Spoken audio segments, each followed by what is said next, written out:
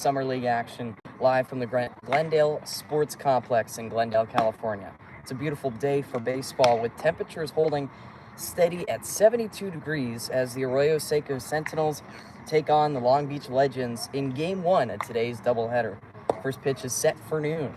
Thanks for joining us on the YouTube live stream, and as always, I'm your play-by-play announcer, Jack Badsey.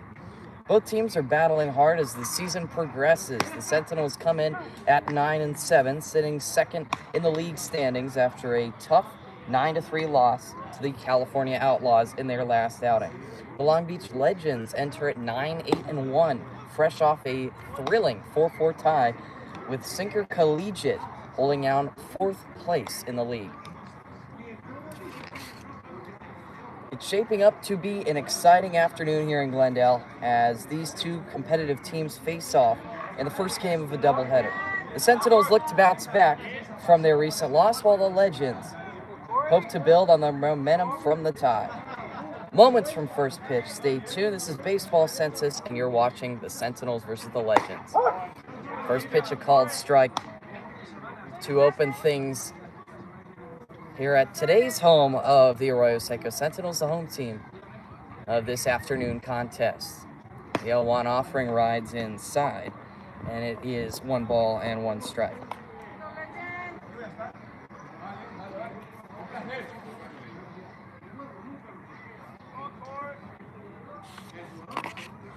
Counts at 1 ball and 1 strike. That one's ripped down the left field side, foul.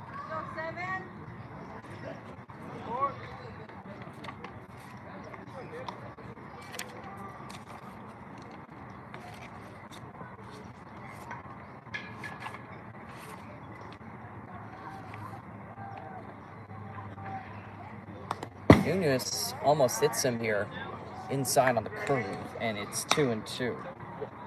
Corey Guy, the hitter for Long Beach. He's at Compton College. 244 hitter this summer with 11 hits, a double, 2 RBI, 7 runs, 4 walks, and 5 Ks. Nunez throws inside yet again. Count is full on Corey Guy. So Nunez, the starter for the Sentinels today. We'll get to see the infield.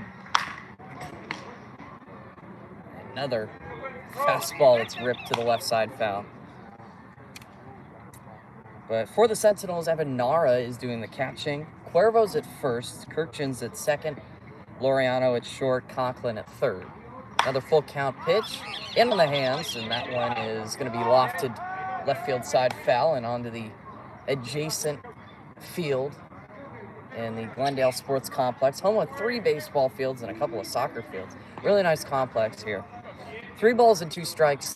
Good battle on Guy before he finally flares it to center. It's Bo Stubbs who settles under it and records out number 1. So you've already seen, I guess, a third of the outfield. Bo Stubbs is in center. Carson Panarisi is in left field, and then Alejandro De Cruz is in right. So after that fly out from Corey Guy, we will see Jackson Bernard, who's at West LA College. Nunez kicks and throws. That ball's inside, down low. 1-0 is the count. So Bernard has really been an engine of the Legends offense. He is settling in with a .318 batting average. Sends one spiraling foul down the right field side. 1 ball, 1 strike on the right-handed hitter, Bernard. Nunez sets and delivers. He gets a strike called at the knees, and it is 1-2.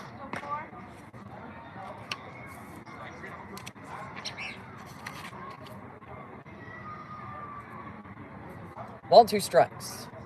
Nunez goes with a curve. That one's lined into left field. 1 hop before it hits Panarisi.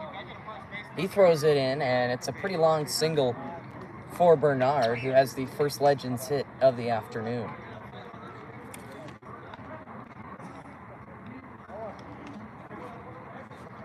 So Aiden Nunez making his second starting appearance.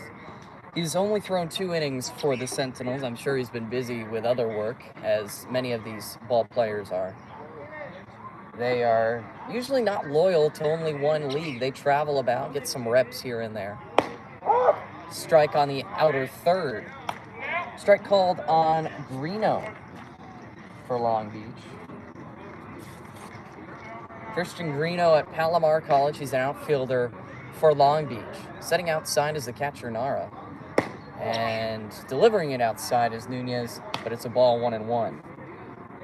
Greeno, another very talented Legends hitter. He's got a hot bat with pretty good pop, as he's got a double, a triple, and a home run on the season so far, with 11 total hits and an average 275.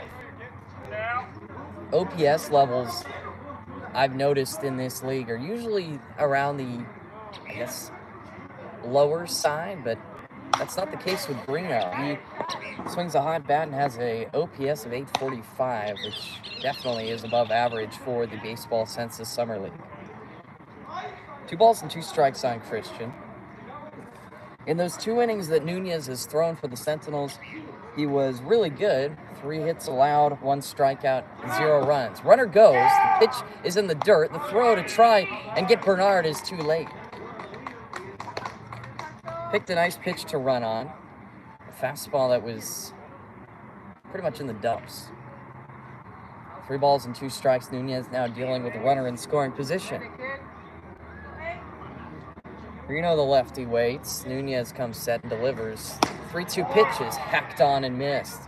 Greeno went outside of his zone to try and connect with the fastball, but could not do so without striking out. So he goes down, and that is the second out recorded by Nunez.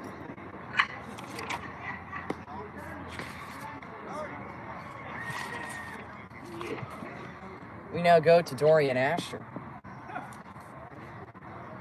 Asher, 343 hitter. He's their cleanup man. He takes in nicely thrown corner fastball for a strike.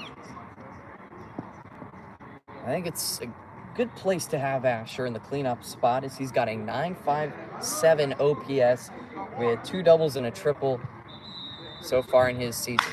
Fastball cracked into left. Panarisi on the run. He's not going to be able to get it.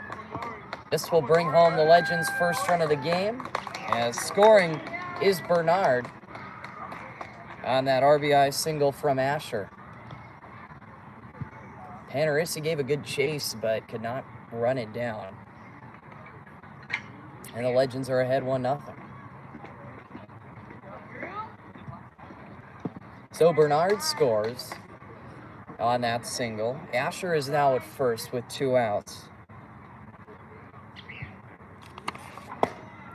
And cutting and missing is Sherrill for the Long Beach Legends.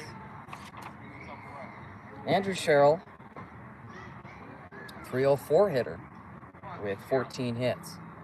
Set from Nunez, and he delivers. In on the hands, it's softly lined to short, where Laureano brings it in for the final out. So Long Beach strands 1 while stringing together a couple of hits in the first and getting that first run across. It's 1-0 after half of 1 from the Glendale Sports Complex. And I'll keep you right here as we get into how both teams got here. To this point of the season, each game matters. You guys know that.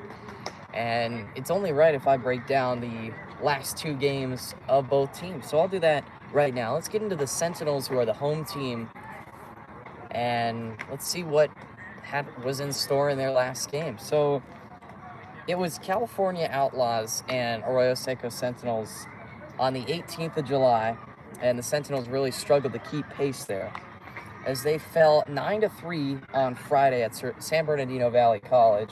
The Outlaws jumped out early, scoring a run in the first inning and 2 more in the second, which pretty much set the tone for the contest. Nathan Moore was the starter of choice for Arroyo Seco. He threw 4 innings while giving up 6 earned runs on 8 hits. He struck out 3 and walked 2. Andrew Cuervo was a shining light for the Sentinels, as he was 2 for 3. Patrick Fregoso had 2 walks. It was pretty good discipline, and I think that's something to take away from a loss if you show good discipline. I mean, anything positive in a 9-3 loss is something that you're going to try and build off of. It was 7 walks total in that game that the Sentinels totaled, but they just couldn't quite match the Outlaws' firepower. The Outlaws right now stand atop the standings. They are the best team in the baseball Census Summer League right now. So that was the Sentinels game, but the Long Beach Legends tied against Sinker in their last game on the 20th of July at East LA College. It was a 4-4 tie. Sinker had the early 4-0 lead as they scored 2 runs in the first 2 innings, but the Legends clawed back with a very, very big 4-run rally in the 8th inning to even the score. The key contributors in that rally were Anthony Bo-Manuel, Jackson Bernard, and Troy Scott, all driving in runs. Jonathan Lewis was very good on the mound for Long Beach as he went an extremely long 8 innings. He allowed 4 runs on 8 hits.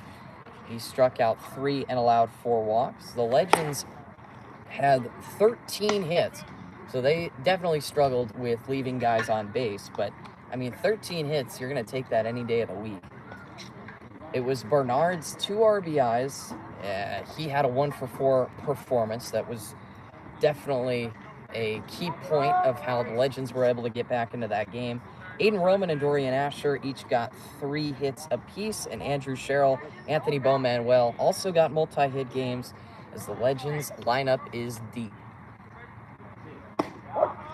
We're already in the bottom of the first. Taking a strike is Alejandro DeCrow for the Sentinels as he leads things off, and we'll get the Legends defensive positions for you in a little bit. 1 strike on DeCrow. He tips it into the mitt of the catcher, Gott. Owen Gott is the backstop for the Legends. It's Sherrill at first, Guy at second, Asher at third, De La O at third, Asher at short, De La O at third. That one's in the dirt, and it is, 1 and 2. Bernard in left, Greeno in center, and Godfrey in right field. So the extra hitter for the Long Beach Legends is Scott, I believe, with Roman being the designated hitter. 1-2 pitch is too high. The starter of choice for Long Beach is Perry Johnson at Fullerton Junior College. He has thrown 3 2/3 innings this summer for the Legends in 1 appearance. Curveball smacked on the ground and through into right field past the diving Guy. As DeCrow starts off the Sentinels first with a nice knock. So he gets aboard against Perry Johnson. And now coming up to hit, it's going to be Matt Kirkchin.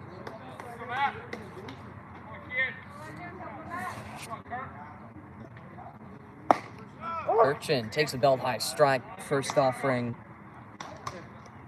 from Johnson. So Perry Johnson in 3 2/3 innings, only 1 appearance for him. That 1 appearance, he gave up 5 hits, 4 earned runs, 4 walks, 4 Ks. And he hits Kirkchin here and the top left top left shoulder.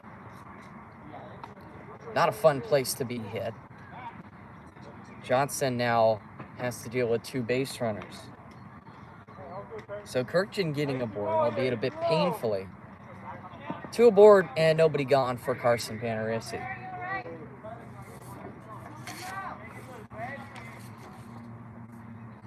Panarisi waits. Johnson comes set. Fastball at the very top of the zone. He went after it, and it's a strike on Panarisi. Carson waits. 0-1 pitch. He waited on it. He sends it a bunch into left. Left fielder backing up. He is out of room. It's a 3-run jack from Carson Panarisi.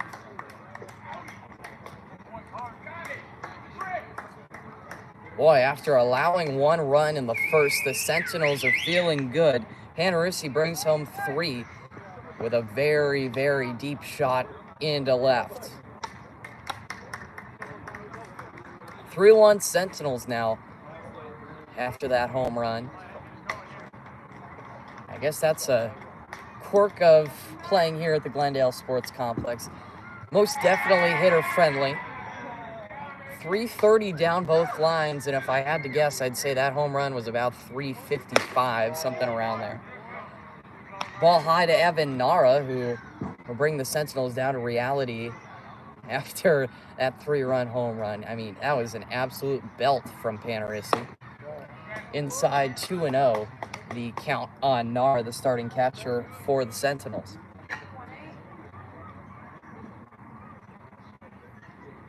Dugout knew it after it left the bat immediately from Carson.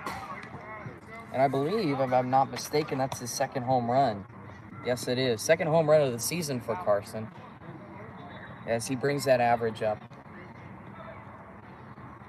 And that OPS up as well. Nara cuts and misses, goes after an outer third fastball for strike number 2.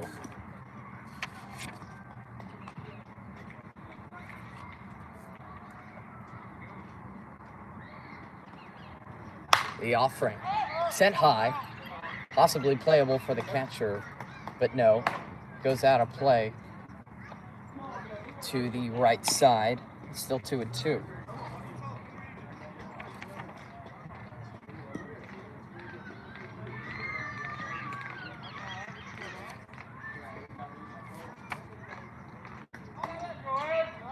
Nara waits for another 2-2 pitch. Hit on the ground and past the third baseman into left field, brought in by Bernard. That is now back-to-back base runners for the Sentinels, as all 4 of their hitters have reached here in the bottom of the first. 3-1 score, and out comes the coach for the Legends to have a meeting with Johnson.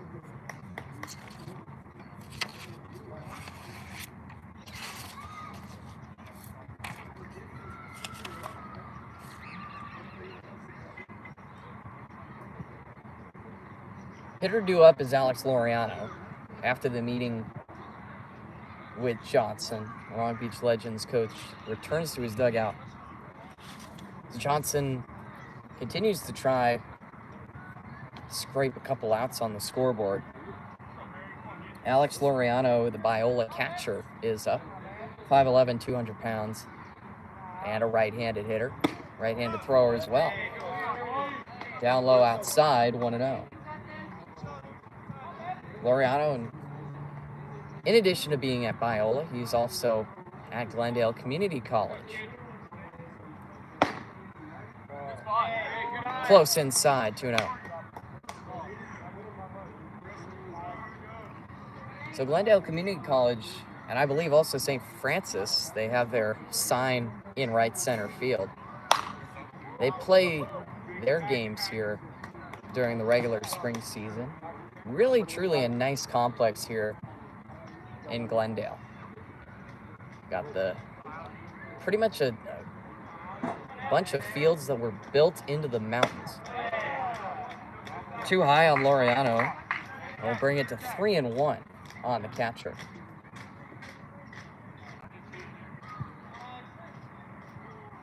Harry Johnson looking for that first out. He sets and he throws. Sets straight back. Fastball that is tipped foul. And the count is now full. Laureano this summer, he's been really good for the Sentinels. 9 hits, 2 doubles. That is going to be ball 4, a fastball that was spiked by Johnson. And that's 5 straight base runners for Arroyo Seco as their nice offensive inning continues. 2 aboard, nobody gone.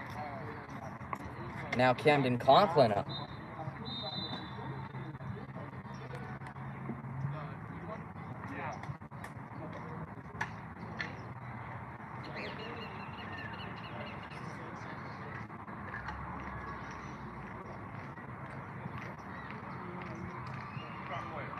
With the turf field here This is field 1 in the Glendale Sports Complex. With the turf field, I'm pretty sure they do have a makeshift mound, and that was the problem for Johnson. He's trying to get his footing correctly. They were readjusting the, there's kind of a green dislodged piece of turf that has a pitcher's plate on it, and that was the problem for Johnson. He's trying to get that all sorted out. 2 inside, and maybe as the count is brought up to 2-0, maybe that's the problem for Perry. They're struggling with command. It doesn't look 100% even. There are probably dips and bumps. Both runners went. It's a ground ball back to Johnson. He fields and throws to first for the first out. With both runners in motion, it nullified the chance of getting 2. Nara moves to third, Laureano to second. 2 in scoring position, and it'll be Aiden Laureano.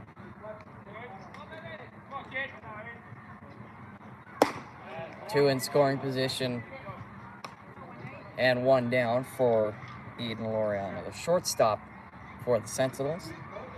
Already had 1-0.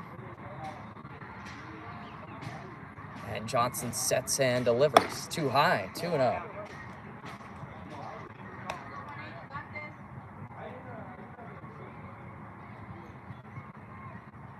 Counts at 2 balls and no strikes on the Sentinels shortstop.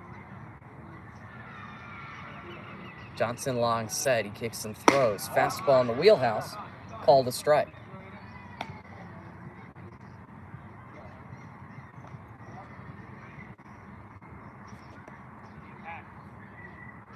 Counts at 2-1. Nara grabs his lead at first. Laureano with an even bigger one at second. Aiden Laureano hits one foul back off the screen. 2-2.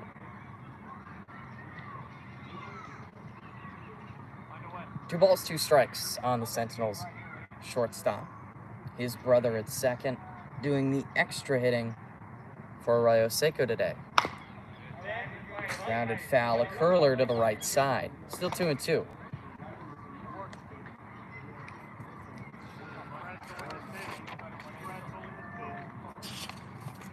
Must be pretty cool to be able to play with your brother.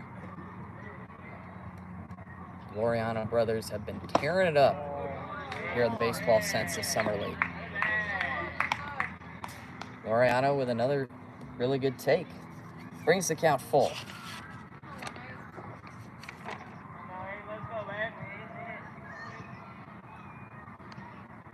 Full count pitch on its way from Johnson. The plate, a fastball, and staying alive is Aiden. Good protect swing, able to get to the heater.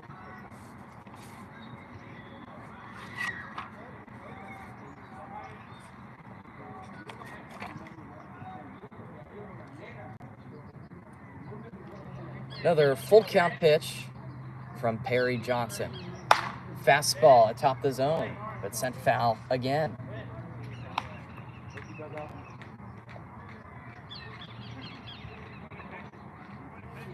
Pitch number 9 is going to be coming up.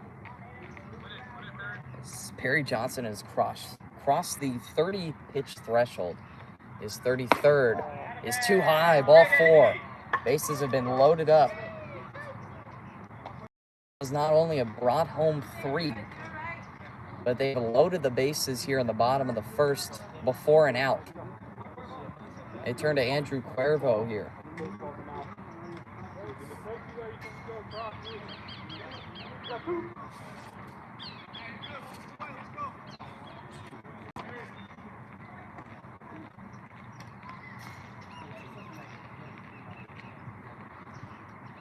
Lefty taking high is Cuervo. Cuervo at first base today for Arroyo Seco. He sometimes can be found at the DH position or the EH position, extra hitter. Base is full of Sentinels. Skied, right side. Plenty deep enough, you would think, for Nara. Settling under it, making the grab is Godfrey. They will test him. Every single runner is going to test him. And now caught in between first and second is Aiden Laureano. Back to second it goes before they finally put the tag on him. That is the final third out. The run does score. Nara is brought home, but the Legends are able to catch a break and double off Aiden Laureano as 4 runs score for the Sentinels in the bottom of the first. A double play to end things here in inning number 1. 4-1 score after 1 from Glendale Sports Complex. Inning number 2 coming up soon.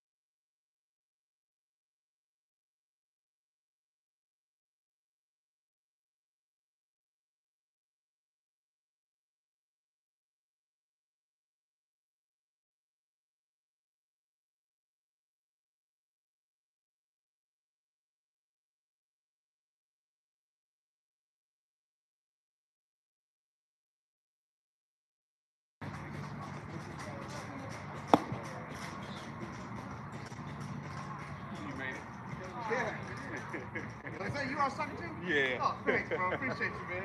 Here we go, Godfrey. In the second for the Long Beach Legends, we will see Godfrey De La O and Gott. Godfrey? Oh, yeah, bud. 6, 7, and 8 for Long Beach against Aiden Nunez, who now has a bit of a cushion. First pitch sent down the line. That one is fair, past the outstretched glove of Conklin. Thinking 2 out of the box is Godfrey. He will anchor there. The Long Beach Legends are not asleep yet. They continuing to have good at-bats and get extra bases. Put runners in scoring position and keep the line moving. Runner at second, Godfrey after his double. De La O takes outside ball number 1.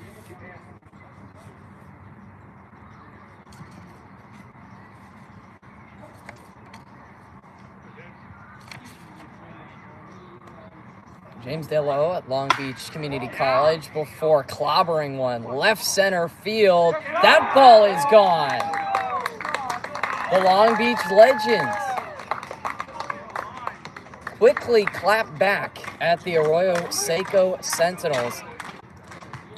James De La O goes yard. He brings home 2, including himself. It's now 4-3 Sentinels as the lead is quickly diminished to only a run. Second home run of the day for both teams, and it's been that pull side that has seen 2 balls go over the fence.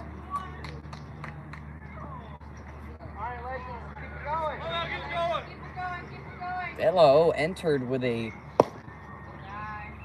streak of 3 for 32 this summer, and I'm sure that will definitely bring his morale up. He's hitting under 100 entering this game. But it's all for naught as he goes deep here. Owen Gott, the catcher for Long Beach is up at Concordia College. 125 hitter this summer. Painted by Nunez. I mean, just from what I've seen, the common theme is offensive production in these first 2 innings. Lofted deep into left, over near the corner. Making the grab is Panarisi in foul territory. I mean, off the bat, pretty much everything is deep enough into the outfield, at least that I've seen so far, that you can kind of in your head wonder, is that going? Is that going? Definitely hitter friendly here at the GSC. I think pitchers are going to have to brace themselves. They're going to have to brace their ERAs as well, because the offense is definitely going to be what decides both of these games here in the doubleheader.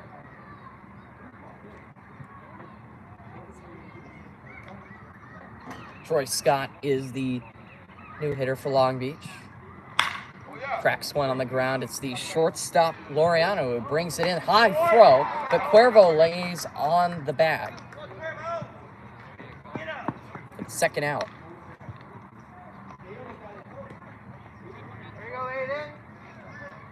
He came down after leaping up right on the first base bag for the second out. Bases are empty, 2 down. Aiden Romina, last hitter for Long Beach, gets one off the hands.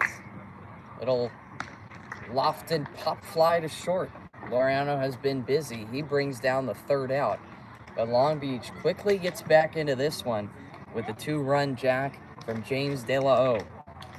Approaching the bottom of the second, 4-3 Sentinels with the lead.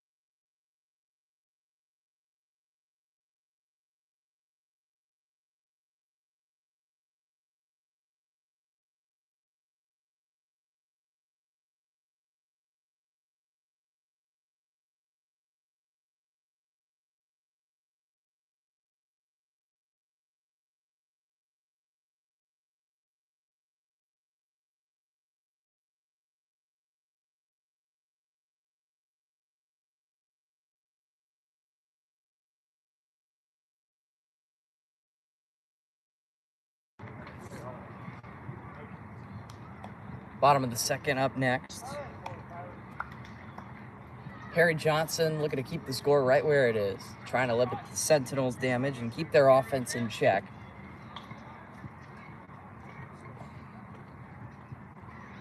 As we go to Silas Brousseau, designated hitter for the Sentinels, likes the first pitch he sees.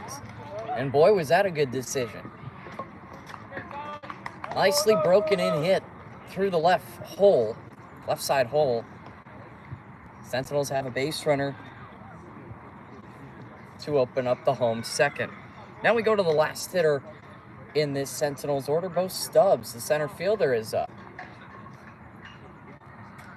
Johnson wants the signs again before firing to Stubbs. Fastball in the dirt. Stubbs takes.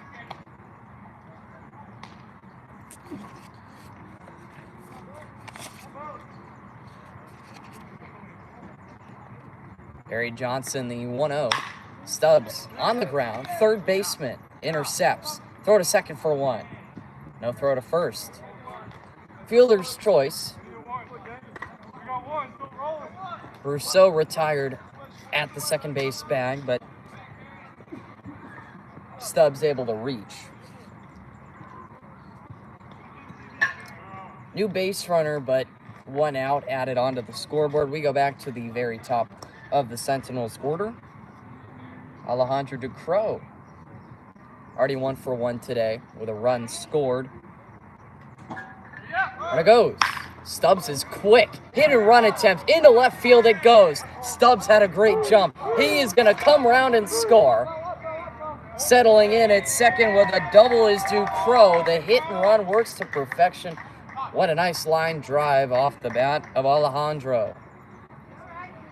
5-3 Sentinels. I think we might have a run in every single inning of this game. Whoever you pitch out there, it's kind of like a sacrifice. You're telling them your stats are going to get hurt, but just kind of keep the score where it is. Just kind of get outs. Eat innings. Ball 1 low to Matt Kirkchin. I guess it's kind of the thought that MLB pitchers, if they ever pitch at Coors Field, they kind of have to put themselves in a different mindset, right? Too high, 2-0. Whenever you're pitching at a pitcher's-friendly park like Yankee Stadium, in the Bigs, for example, Yankee Stadium, Coors Field, kind of got to brace yourself that you're going to get hit around. Here in Glendale, bordering La Cañada, the ball just flies. And I don't know, we're definitely elevated. But I mean, not nearly as elevated as Coors Field, but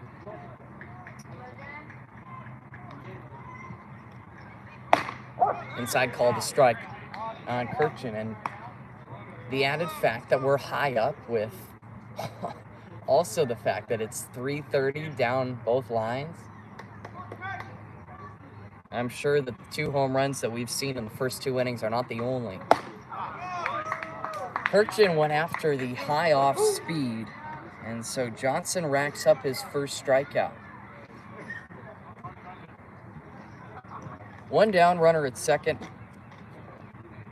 Excuse me, 2 down, runner at second. And Carson Panarisi is due up.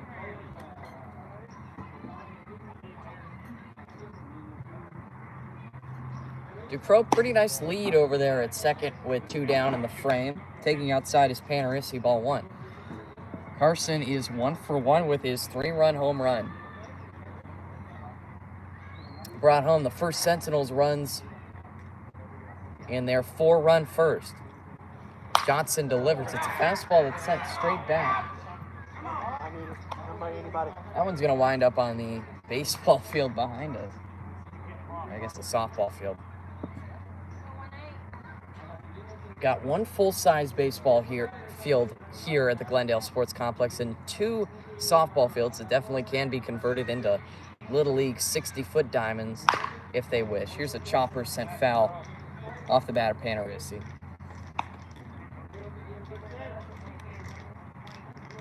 We need more of these around, just places where the community can connect. Just baseball fields, soccer fields, softball fields. Probably got enough room for makeshift, whatever sport. It's not just soccer. You can play on a big grass field. You can play football, flag football, just whatever, right? Rugby. Panarisi on the ground, a little roller that's bobbled by the third baseman. Gathering and throwing to first in the dirt by the first baseman. It goes. It will rattle around in the right field corner.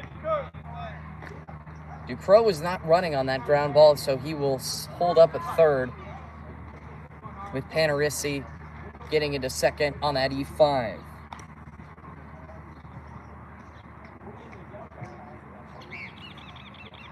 Yellow had trouble coming up with it, and then he definitely rushed his throw going to first. So Panerissi winds up at second on that error. The inning continues as Evan Nara fouls off the first pitch he sees to the right side. 0-1.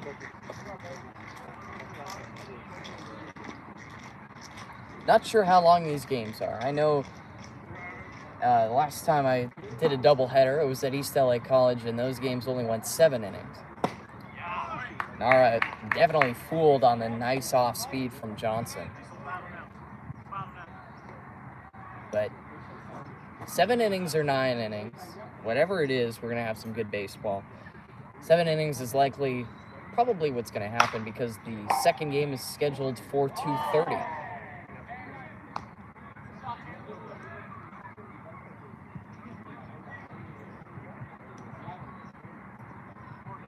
Nara down in the count 0-2. 2 outs and 2 in scoring position. Shirley would not like to end the inning here. Try and get a couple more. I don't think any lead is safe here high in the mountains. 1 ball, 2 strikes on Evan Nara, the catcher.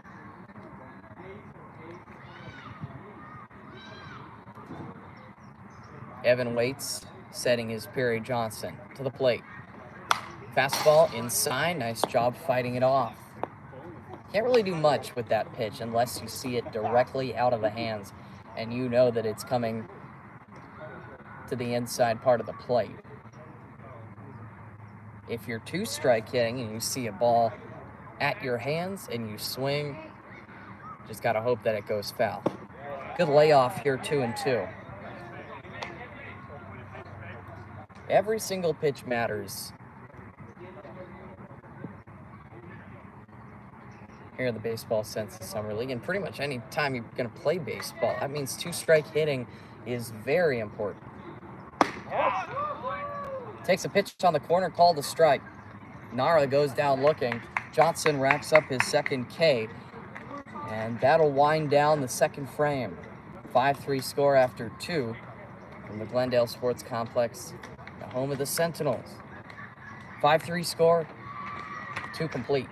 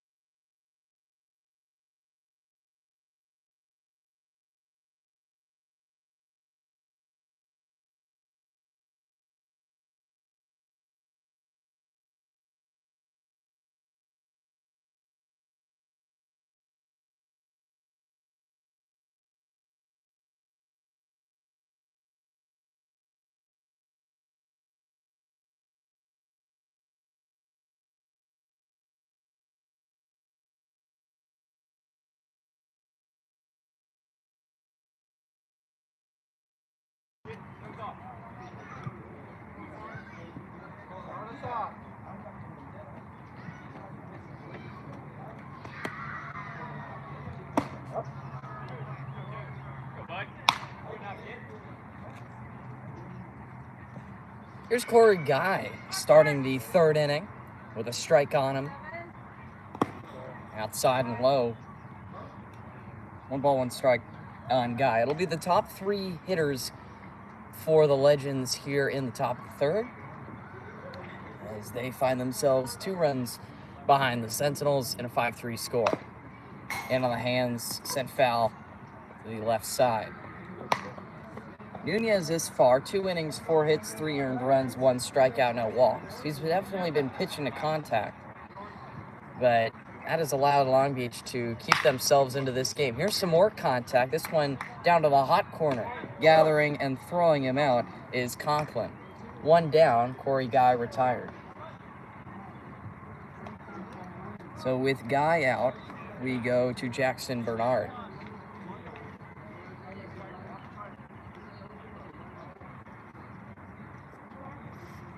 Bernard is in left.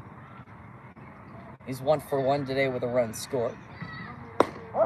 He takes one low and outside for a called strike. He's seen a home run go over his head in left. Here's an off-speed pitch at the end of the bat, and that one goes foul to the right side. It is 0-2. 0-2 the count on the 2-hole hitter for Long Beach. He's looked good. He's kept his hands close. And here, a ground ball that eats up Conklin and goes straight through into left. Scorer's decision pending. That was a rope of a hit and a tough play for Conklin, but I can see either way if they score that a hit or an error.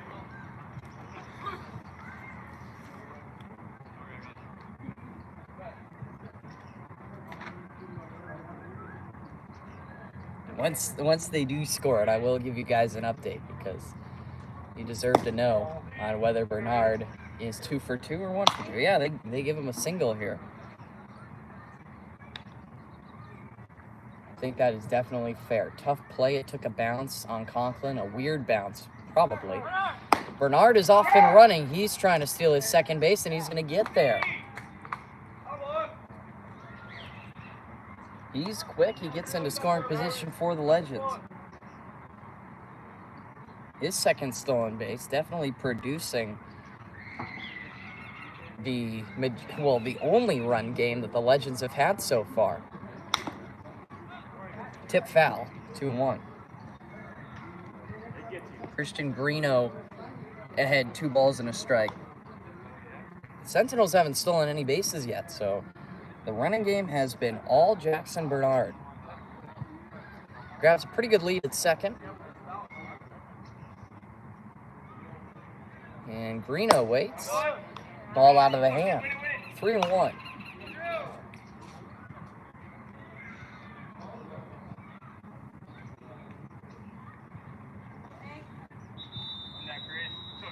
Christian Greeno, left-handed hitter. Another easy take. He's down to first on a walk.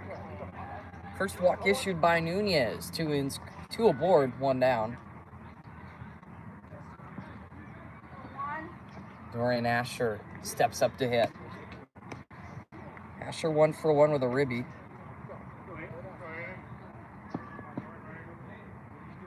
Had a hit to left in the first that brought home a run. Gets on top of this, sends it a mile foul left side. That one's going into the trees. 0-1. Maybe if you wait a little bit on that fastball, that is a lead-taking home run. Goes the opposite way, pretty deep to right field.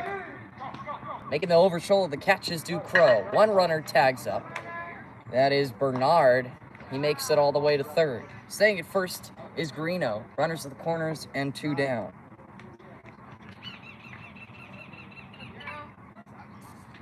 Andrew Sherrill up in a big spot. If the Legends want to keep themselves into this game or inch closer inning by inning, this at-bat has a lot riding on it. Greeno at first. And Bernard at third. Greeno runs. Good pitch to run on. No throw from Nara. Greeno went in head first. I think that was a good decision to run. Get out of the force play at second. And that does mean that if there is a base hit into any outfield spot, likely bring home 2. Here's a base hit into left field. They are going to send him around. There's going to be no play at home. Throwing it to second is Panarisi. And the Long Beach Legends have tied this game up. It's Sherrill coming through with 2 ribbies. 5-5.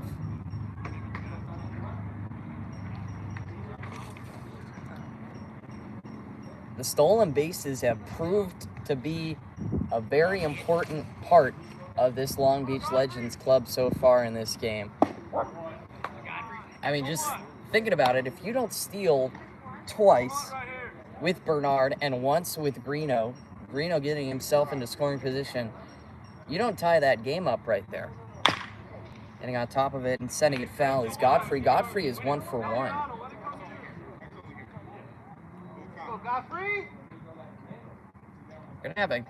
We're just gonna have a game that's gonna be back and forth, back and forth. Long Beach had a lead at one point. Sentinels had a lead at one point. We're all tied right now.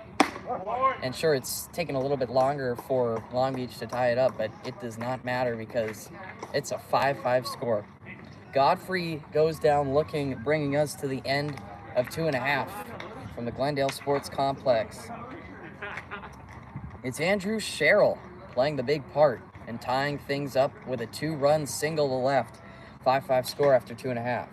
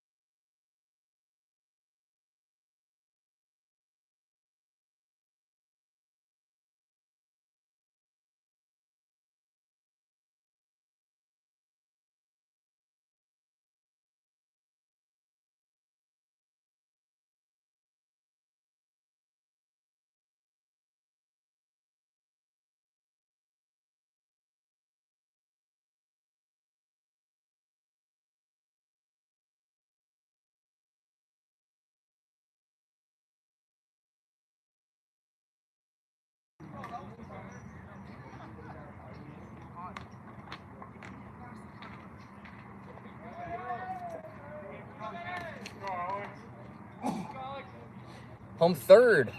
Harry Johnson still out there.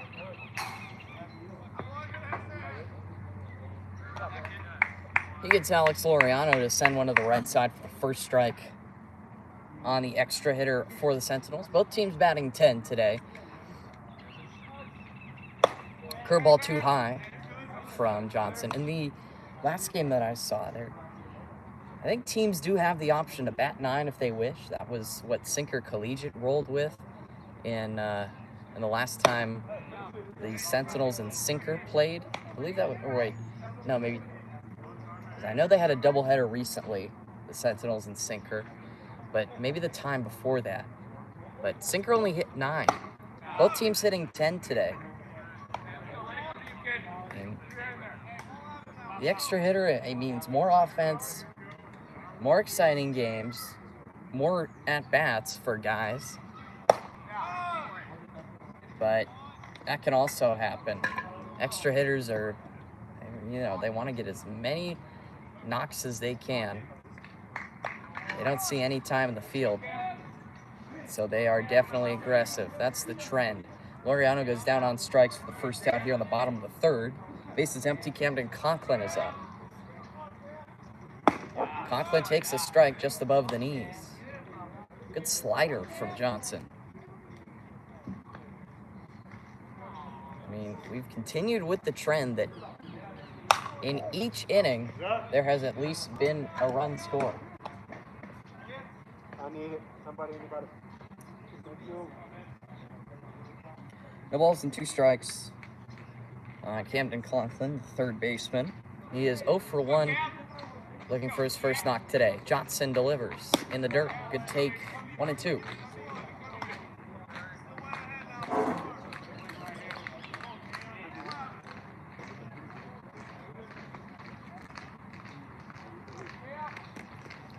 One, two, painted on the corner. Conklin goes down looking. Johnson with his second K of the frame and his 4th overall. Really nice fastball. 2 down, base is empty. He's got a chance to throw a scoreless frame. Stepping in to hit is Aiden Laureano. Aiden Laureano takes an inside strike. We almost saw him make an amazing leaping grab at short in the last inning. On the eventual game-tying single from the first baseman Cheryl for Long Beach, but it was just over his leaping, I guess. He leapt, his glove leapt. Hit on the ground is short. Forehand play by the shortstop Asher, and the ball is overthrown. Cheryl couldn't get a glove on it. Goes to the backstop, and reaching is going to be Laureano.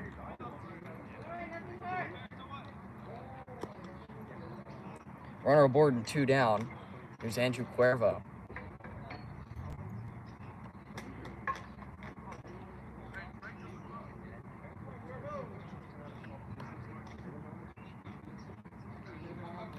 Runner goes. Pitches a ball. And a lob throw into center field. That was just an obvious mishandle by Gott. Laureano steals the bag at second. Runner in scoring position for Cuervo.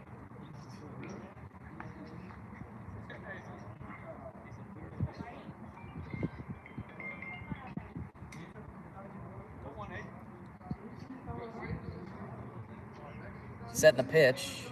Cuervo waits. Takes one low.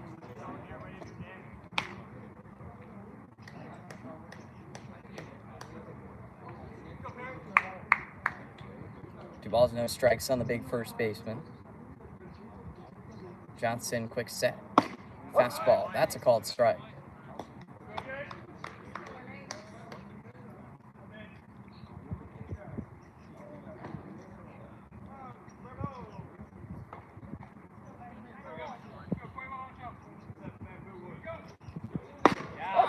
Called a strike.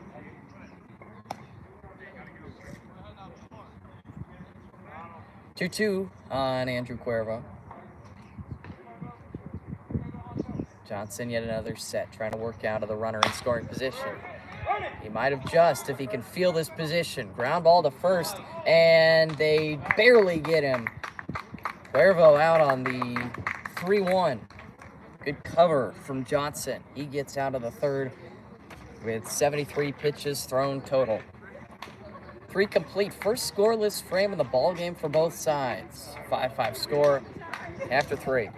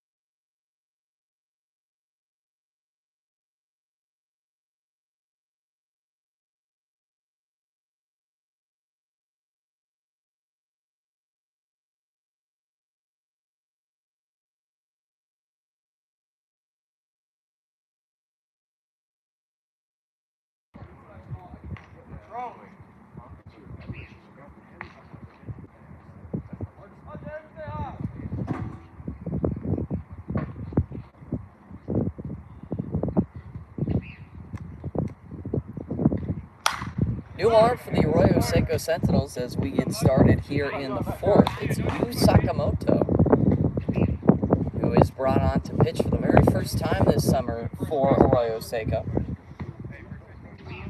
Not even on the roster. I didn't see him on the website or anything. Just got added at the Game Changer, so definitely his first time pitching. 2 inside, and it is 1 ball, 1 strike.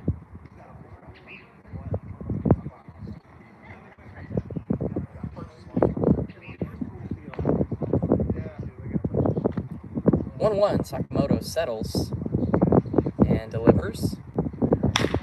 Fastball sent on the ground. 3 hops before Laureano. Low throw. Cuervo digs it out. 1 down. De La O is retired after going yard in the 2nd inning. Here is Owen Gott, the catcher. Gott is 0 for 1.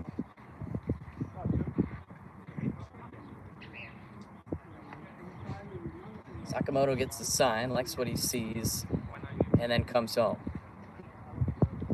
Fastball outside. Definitely playing some mind games with his windup. That one he held for a couple of seconds before delivering to the plate. Messing with the tempo of these Long Beach Legends hitters.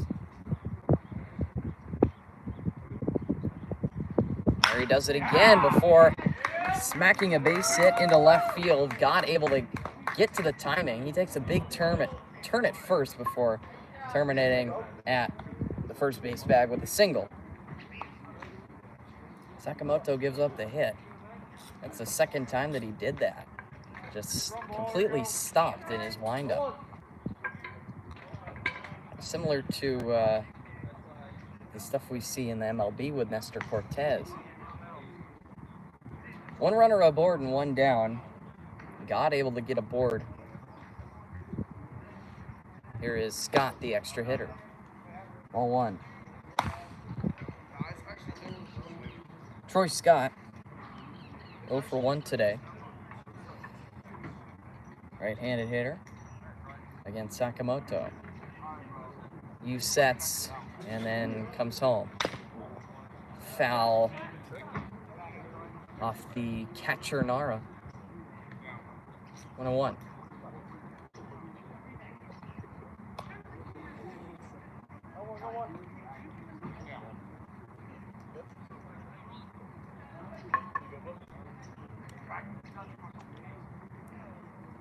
Troy Scott entering this game with 6 hits, 3 doubles, 517 OPS in summer. And he waits for the delivery from Sakamoto. There's a curve. He waited on it, but he just got under it. To short it goes. Laureano brings it down on the infield dirt. 2 down.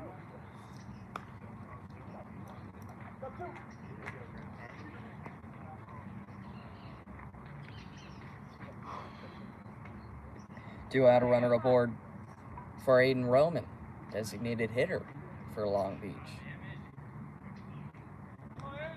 Sakamoto comes set and almost hits him with the curve.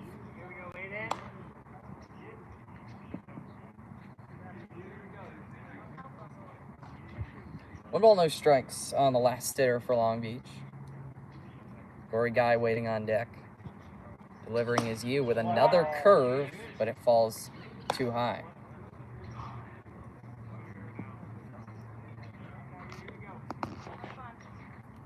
Two-0 count. Sakamoto readies. The belt he goes. Nara sets up. Waiting for the 2-0. Too low. 3 balls, no strikes on the 10 hitter for the Legends. Roman takes a deep breath before entering the box. Sakamoto does as well. The 3-0, taking all the way, took his bat off his shoulders, just pretty much held it. Roman, now 3 balls and a strike on him.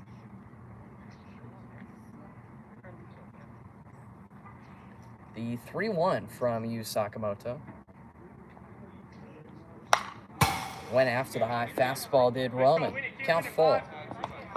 Yu is battling back. From 3-0 to 3-2 it goes.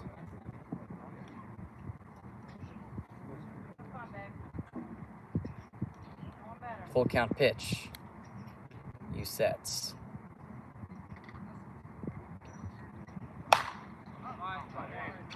Off on the pitch was Gott. That foul ball almost hit a car, I believe.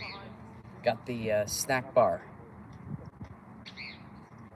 Gott will be off and running again. The count is full. Gott in motion. The 3-2 pitch. Down the line it goes. Curling. Hooking foul. Do it again.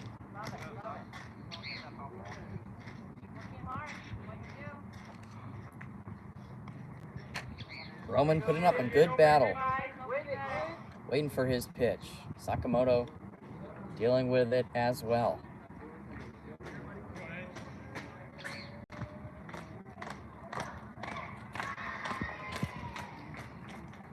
Three-two offering from Sakamoto. Roman taps it. Foul. Down the left side. Gott will have to return to first. Roman steps in the box yet again.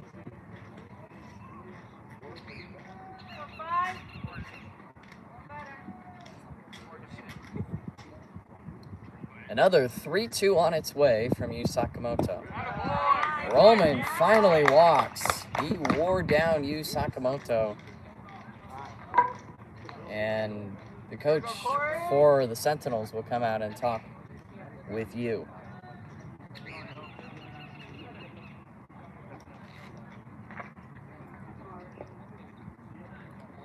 Two aboard, two down. Long battle with Roman. We return to the top of the Long Beach Legends order with Corey Guy to hit.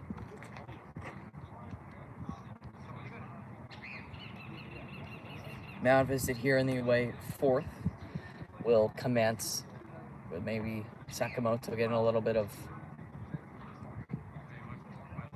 a morale boost, confidence boost.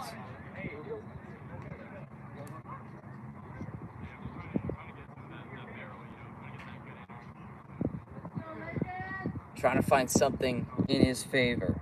Long Beach has had a nice long inning here in the top of the fourth. Nothing to show for it just yet. They might have something to show for it here. Base hit into left field. The hold sign goes up. Panarisi came up throwing, and the bases will be full. The line continues moving. It'll be Jackson Bernard with the big spot.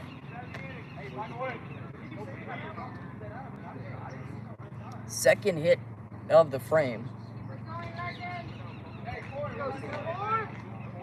Chance to not only break the tie, but with extra bases, the game could be brought open.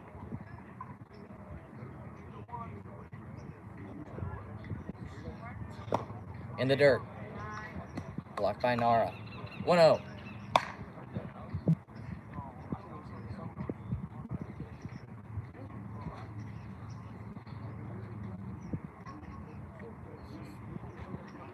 Sakamoto comes set.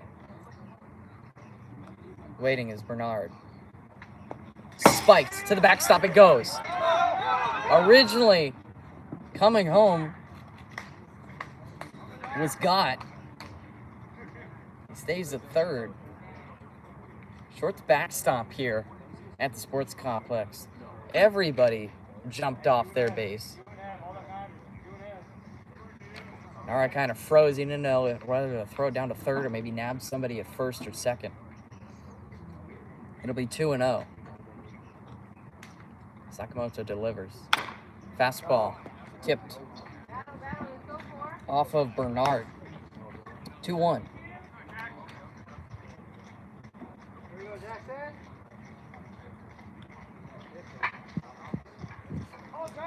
The ball's in a strike.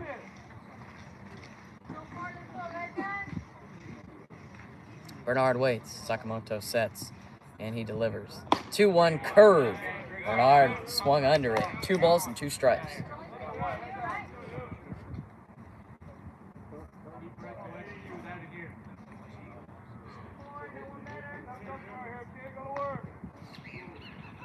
The 2-2 on its way. Jackson Bernard. Takes outside, snap throw to first. Oh, they got him. What a play. Behind the dish. Evan Nara to Andrew Cuervo, and Corey Guy was hung out to dry. Great job getting Sakamoto out of the inning. He gets help from his catcher in an inning that looked like it could have gone on for a very long time. 3.5 complete from Glendale Sports Complex. 5-5, the game stays tied.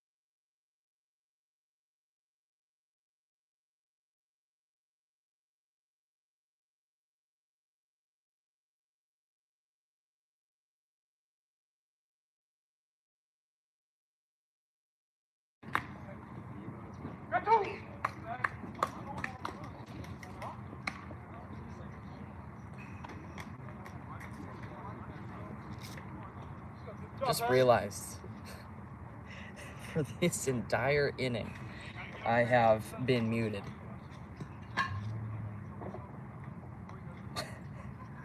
I think I'm just gonna keep myself unmuted from now to make sure that that doesn't happen again. I'm sorry. I deeply apologize, guys. I thought I had unmuted myself before this inning. Here's a ground ball to second. That will be a 1-2-3 frame by Perry Johnson as the fourth is over. And I will recap what happened in that inning because unfortunately I was muted, and I will be unmuted to make sure that that doesn't happen again. I'm sorry, guys, but we saw Silas Berceau strike out swinging, and then Bo Stubbs ground out to second, and then Alejandro Ducro ground out to second. So you guys didn't miss a whole lot. It was a 1-2-3 inning by Perry Johnson. He's got 4 innings under his belt as we go to the top of the 5th. Sakamoto still on the hill, 5-5 score.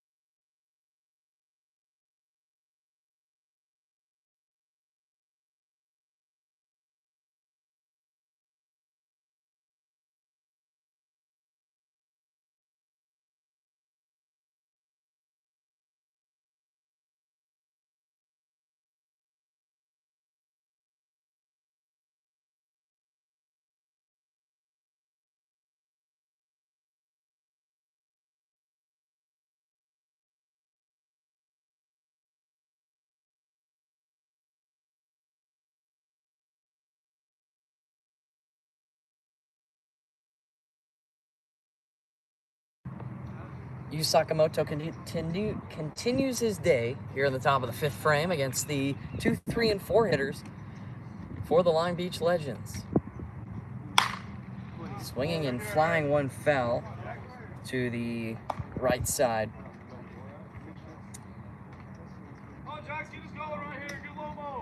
Jackson Bernard, Christian Greeno, Dorian Asher here in this inning for Long Beach. Sakamoto delivers. He goes with a curve. That one's lined over the leaping Conklin. Base hit by the Legends' 2-hole hitter. There's a runner aboard, and nobody gone for Greeno.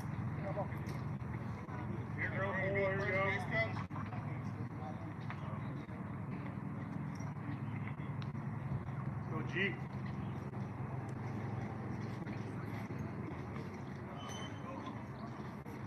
Greeno with a runner at first and nobody gone.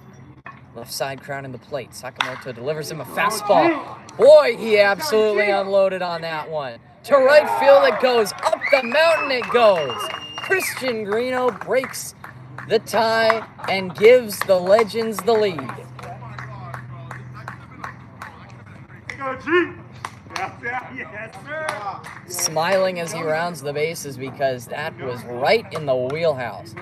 7-5 Legends. Yes, sir.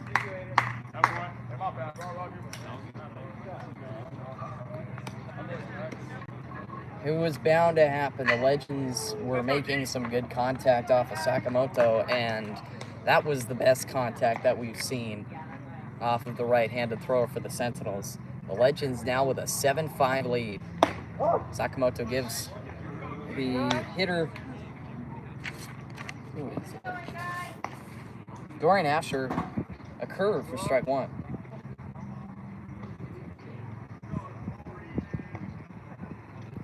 Behind his back, 1-1.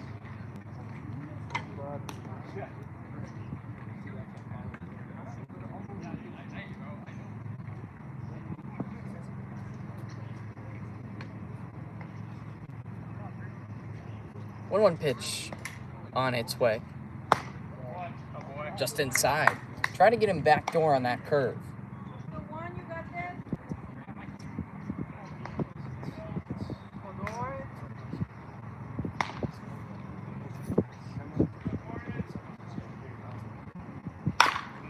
Chopped. Conklin can't get it, but Laureano can. Long throw to first. It gets by.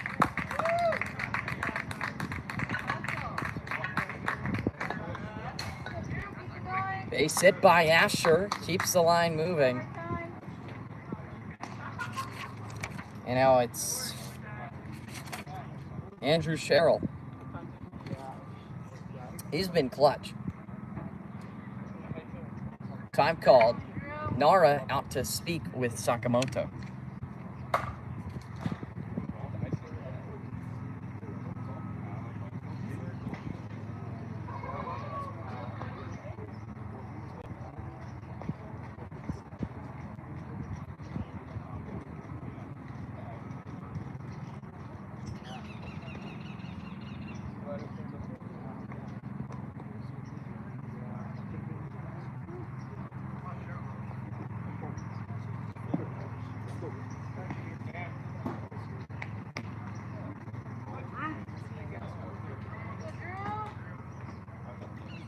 Andrew Sherrill stands in. That's a curve down the hatch for a strike.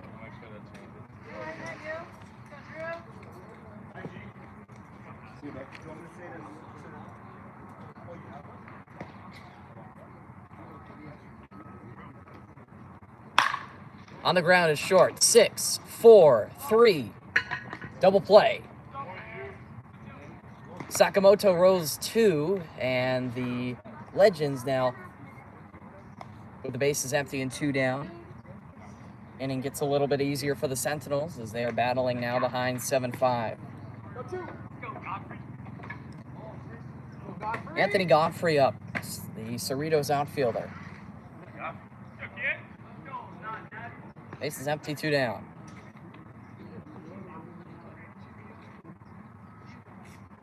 Nara sets up, waiting for the pitch from Sakamoto. Fastball outside, ball 1.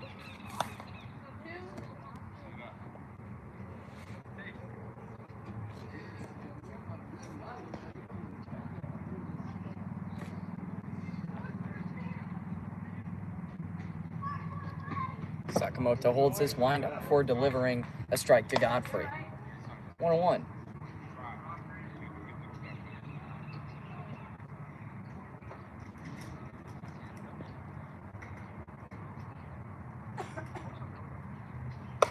Curve. Godfrey gets out of the way. 2 balls, 1 strike.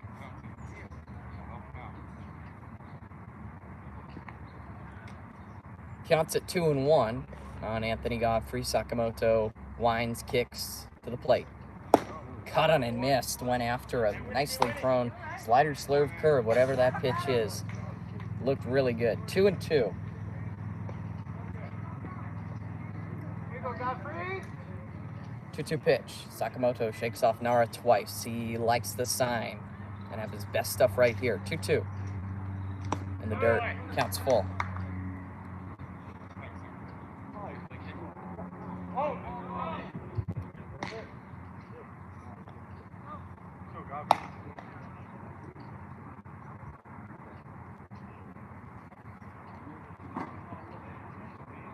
Three-two pitch from Sakamoto to Godfrey on its way. Fastball sent foul. Chopper down the line. Count will stay full. Sakamoto definitely showing a bit of fatigue. I mean, he was still able to get that double play, but the stuff hasn't been as, I guess, decisive as it was in the first inning. Still pretty good, though. Lofted right side. Tough play for both the second baseman and the right fielder. It drops down. Anthony Godfrey picks up a hit with 2 outs. And the inning continues for the Legends.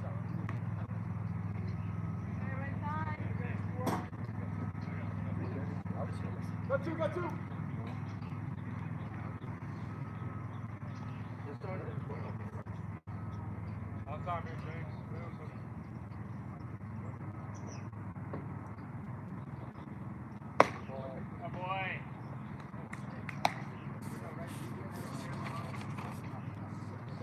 James De La O, Legends hitter. He's already went yard for Long Beach. Here he taps one. Sakamoto gets a glove on it. It'll go to Laureano. He, while fading away, is able to make the toss to Kirkjian, who covers the bag.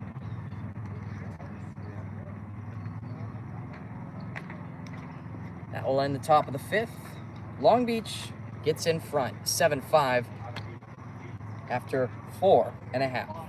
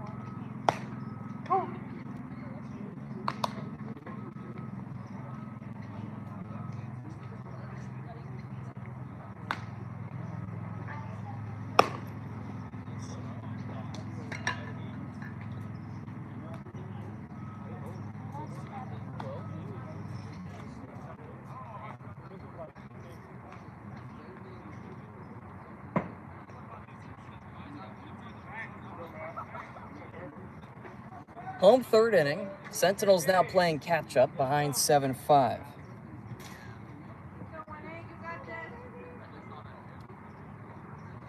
Perry Johnson continues his day. That one goes straight back my way. And lands pretty much directly behind me. Fastball sent foul by Kirkjian. It'll be Kirkjian, Panarisi, and Nara in this bottom of the 5th inning for the Sentinels. Perry Johnson, nice long day. Trying to finish with a good stat line.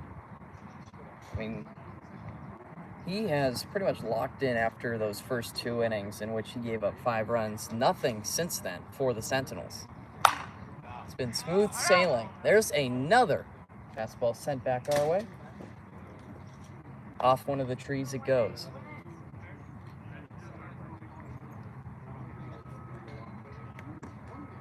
1-2 count on Kirkjian.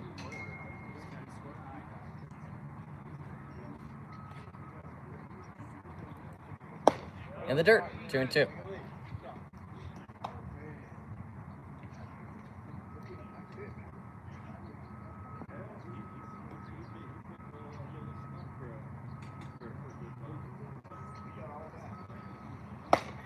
Cut on and miss. Kirkjian goes down on strikes.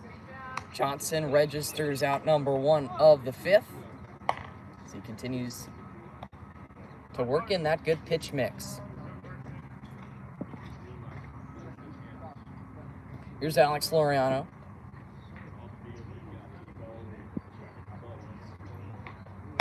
Inside.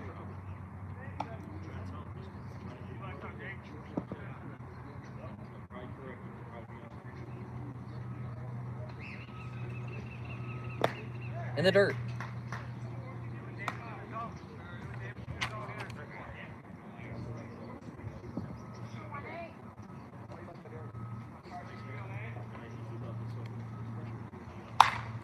Went after the fastball. It definitely dragged to the outside. It looked like a strike pretty much 75% of the way to Alex. Laureano still ahead, 2-1. Doing the EHing for the Sentinels. Oh my goodness, shattered bat.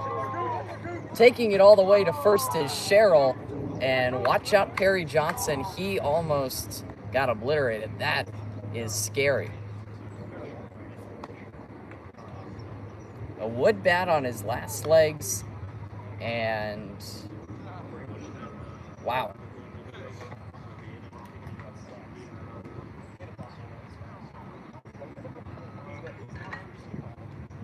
I guess in a sense, Johnson kind of got helped out by avoiding that bat, because if Sherrill didn't take it all his way, then Johnson would have needed to be over there for, to field first base. Here, Nara shows bunt, but then pulled it back and was hit. He gets first.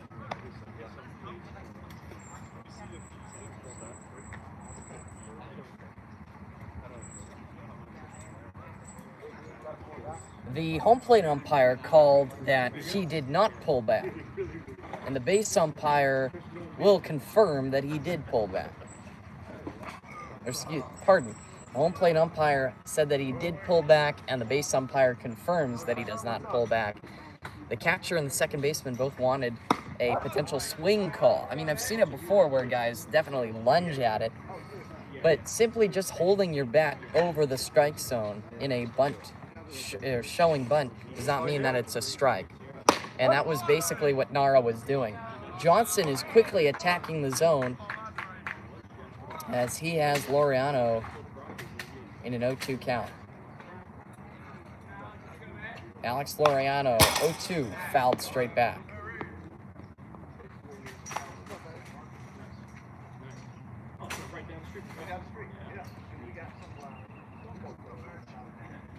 Nara at first with 2 down here in the frame. Runner goes. Foul ball.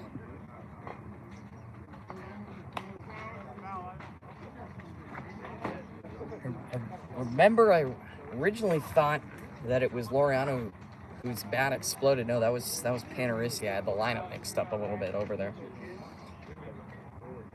In this frame, we saw Kirkjian go down on strikes, Panarisi ground out, and then Nara hit by pitch. Here is Alex Laureano taking a very close offering for ball 2.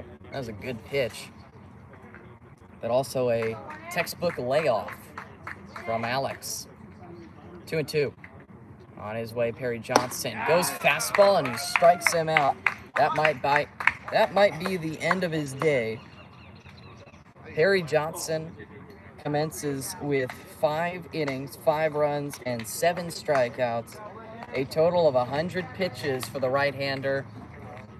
And he does what the legends need him to do. Eat innings.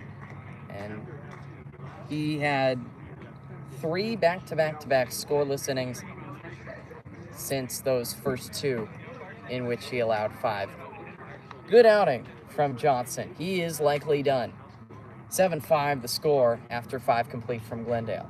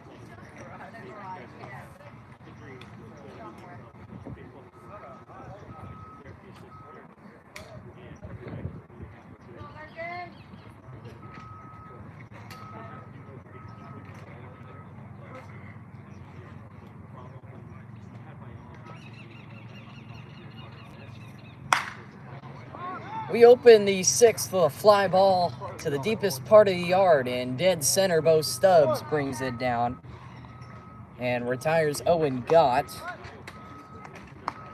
Cam Lobo is the new entry onto the pitcher's mound. He relieves Yu Sakamoto, and he will face the 8, 9, and 10 hitters in this frame, the minimum for the Long Beach Legends. He got to fly out, and then he will now face Troy Scott. Scott fouls the first pitch he sees off the right side foul. 0-1. And we're going to have to fix the pitcher's plate here.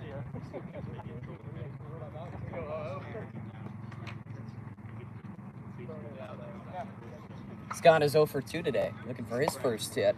So far, the Long Beach Legends with 7 runs, 12 hits, 3 errors, and the Sentinels with 5 runs, 5 hits, and no errors. They played pretty good defense, but they have not been able to string together timely hits. I mean, it's been... The timely hits have been able to come, but those timely hits were primarily in the first 2 innings. So ever since then, Perry Johnson and the Long Beach Legends defense has stayed in check to themselves and really nicely commanded how they're going to play this game. I mean, they were at 1 point down, 4-1? They clawed back and then finally took the lead last inning. Just a great show of resiliency from this Long Beach team, who are definitely fighting for a playoff spot. A home run if it's foul, or excuse me, a home run if it's fair, it is foul. That was just all power. Got all of that thing. Cam Lobo delivers. That one's in the dirt, and it ends up getting the left foot of Scott. He takes first. And I think we'll have a pinch hitter here for Long Beach. So Troy Scott gets aboard. Brandon McKinley is going to come in as a pinch hitter. McKinley at Asbury University. He likes the first pitch he sees, a slow little roller to short. They go to second for 1. Over to first is not going to be in time. McKinley reaches on a fielder's choice. Could have been 2, but the ball was not hit at enough velocity for it to be easy for Laureano. So McKinley will get aboard on the fielder's choice. And we go back to the top of the lineup in Corey Guy.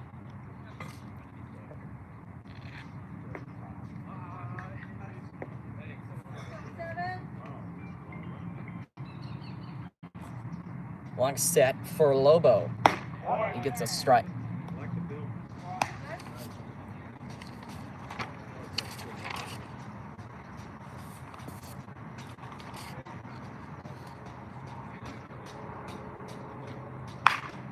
Lobo fires. That one's ripped foul.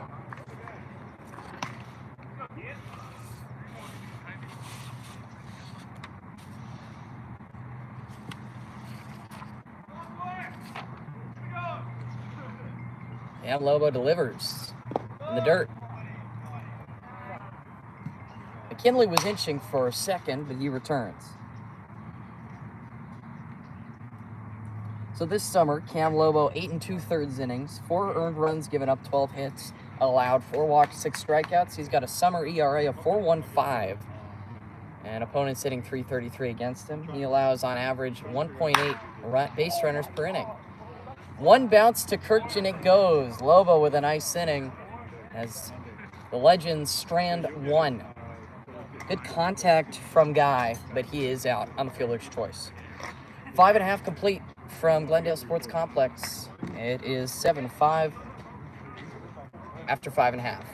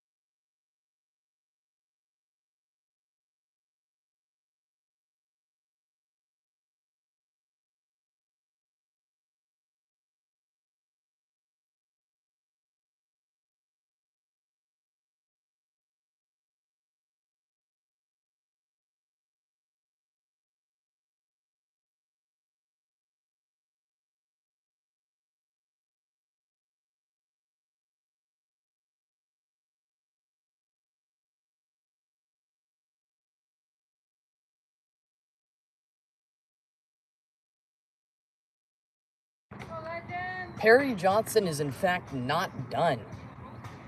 I don't know how his arm is still attached to his body, but he is continuing to throw here in the 6th inning. He might be one of the only pitchers that Long Beach has, so they are just going to keep him in there. A tip foul from the hitter Camden Conklin.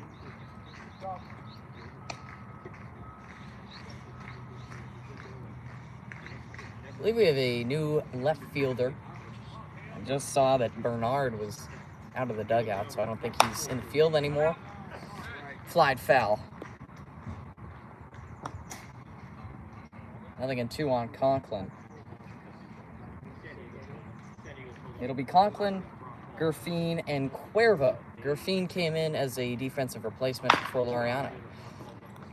Grounded to third, high chop, and good throw. De La O has out number 1. So Gerfine, I spoke incorrectly. Gerfine did not come in as a defensive replacement. He comes in as a pinch hitter here. They already had him loaded into game changer, so I expected that he was already in the field, but that was incorrect.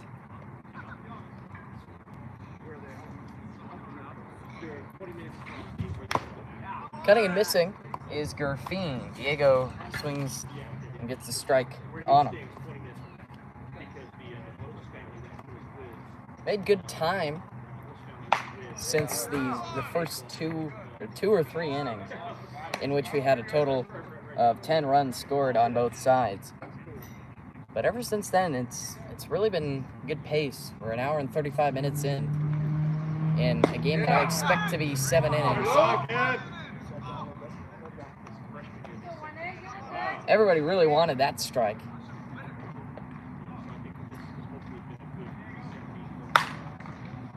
Gerfine gets to it foul. Thought it was close. Definitely one of those 50-50s that could have gone either way. Diego is sure happy. He gets another crack at it. Perry Johnson does get him on strikes. Ball don't lie. 2 outs.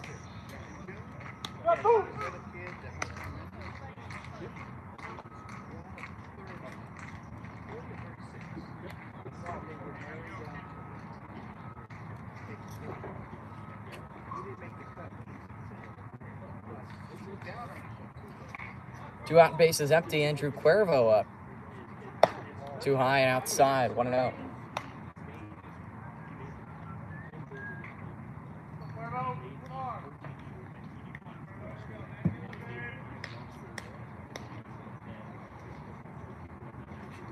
Outside, 2-0. Johnson now 110 plus pitches thrown. He might throw a complete game here. Too low. Cuervo, taller guy, higher strike zone.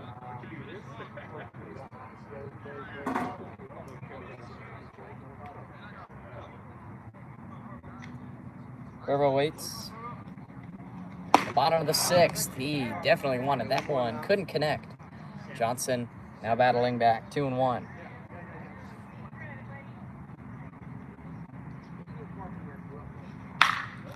Hand on the ground. Second baseman was playing in the outfield grass. Guy with no chance. Cuervo has a base hit. His first of the day. And now we go to Ben Rutkin. Rutkin in as a substitute for Rousseau. First pitch in the dirt.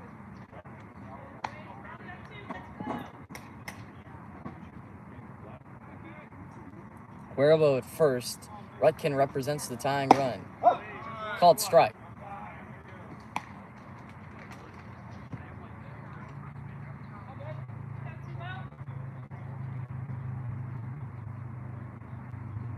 On the way. In the dirt.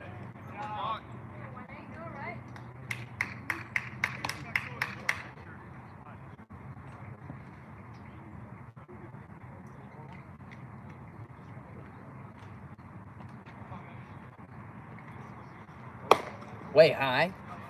Stopped by God. Sun finally poking out here. And I wouldn't expect it to be for too long because there is a whole lot of cloud cover here. Way high. A walk for Rutkin. 2 aboard, 2 down, and a meeting with Johnson before Stubbs comes up.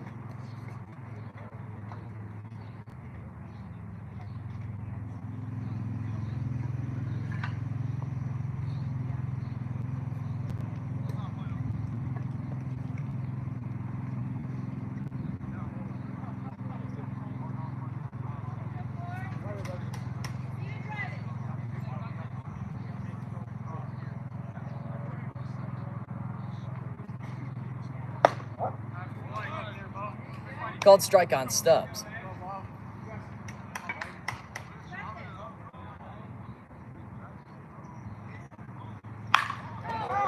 Pulls it down the line. Pulled it too much. Foul. 0-2. Time called, and after that foul ball, in the middle of the at-bat, the Legends are going to change pitchers, I believe. The coach came out and just pointed towards the bullpen. No, pardon. They won't change. It'll just be a meeting. Going down to warm up, who is that? Let me just check my notes.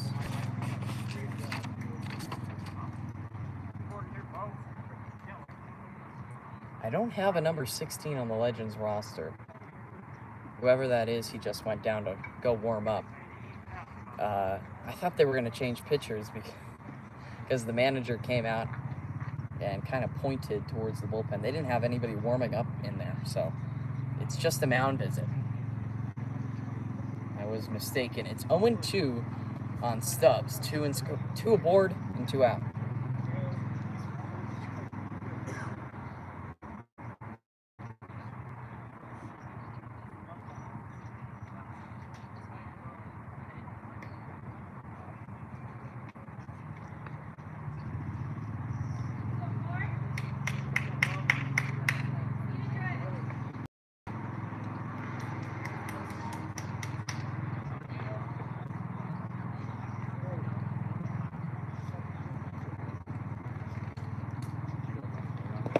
Stubbs takes one in the dirt. Good stop by Guy.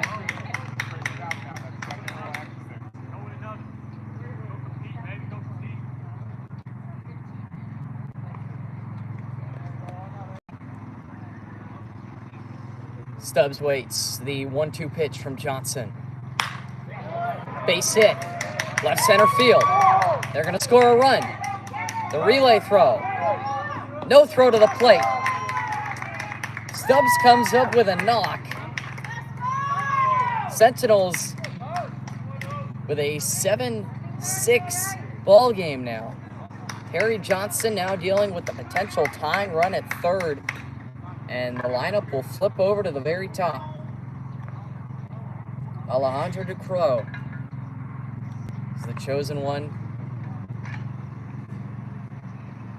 And it'll be interesting to see if he's got what it takes. Stubbs at first. He runs. Pitches a strike and no throw from Gott. Now 2 in scoring position, and a base hit would possibly give the Sentinels the lead.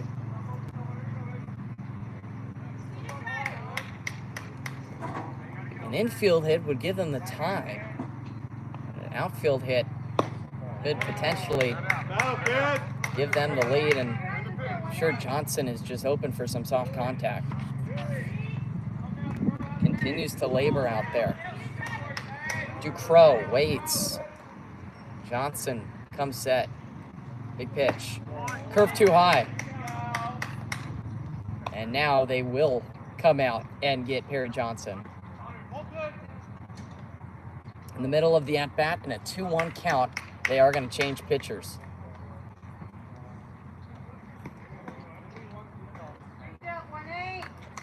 Perry Johnson is done. He was the innings eater that the Legends needed. He gives them a shot at winning. And the Ball will be given to a new relief pitcher for the Legends. Perry's responsible for both runners aboard. With 2 outs here in the bottom of the 6th, he finishes with 5 2/3 innings, 7 hits allowed, 6 earned runs, 8 strikeouts, 3 walks, and 126 pitches. 2 balls and a strike on Ducros, new pitcher coming up. Take a quick break.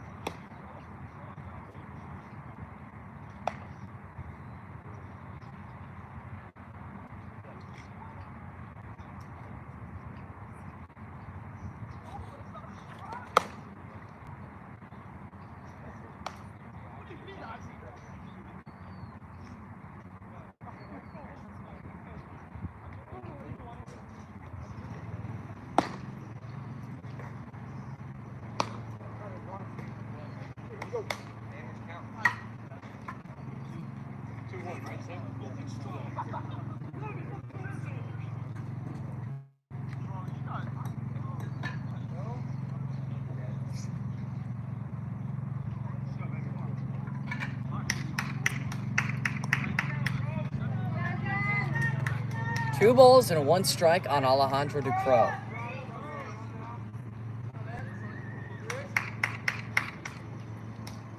Number 16, the pitcher for the Long Beach Legends. Strike called. Ducros now in a 2-2 even count. Big spot for Alejandro. 2 in scoring position, 2 down, 2-2. The set and the pitch. In the dirt. Blocked by Gott. The count is full.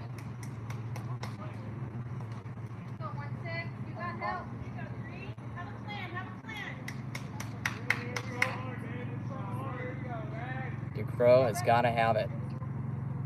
So does this right-handed arm. 3-2 pitch. Late strike 3 call on Ducros. He thought he had ball 4. He does not. And the inning commences. Go to work, boys.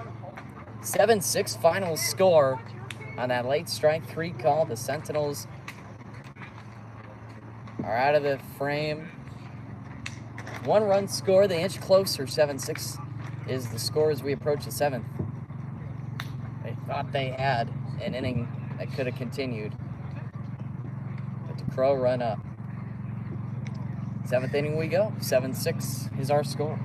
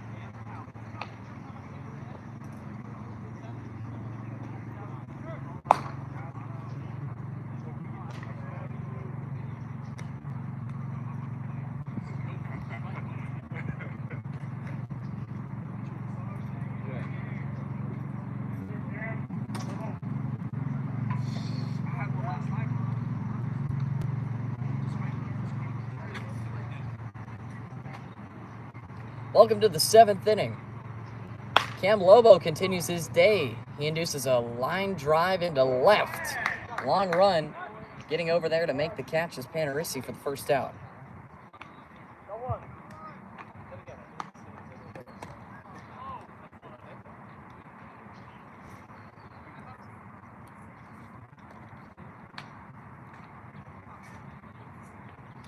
So Bernard out on the line out.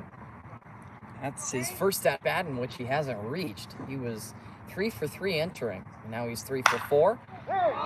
And some more soft contact induced. To center it goes. Stubbs brings it down.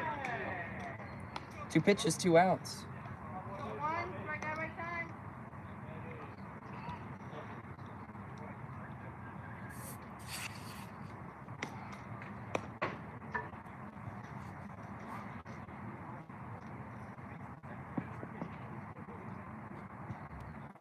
Here is Asher. The Legends shortstop takes a strike.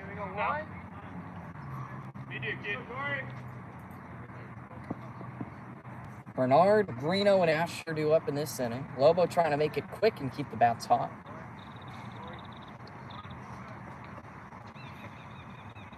Almost 2 hours of baseball here in 7 frames.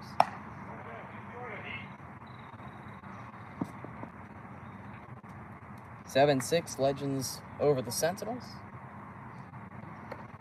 Lobo fires, base hit, left field.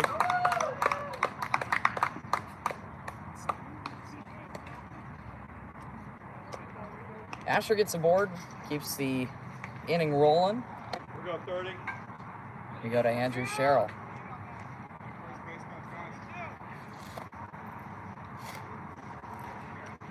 Sherrill, the first baseman, had a big hit the last time he was up. Single in the left that broke the tie. He's 1 for 3 with 2 ribbies. Lobo fires too high, 1-0.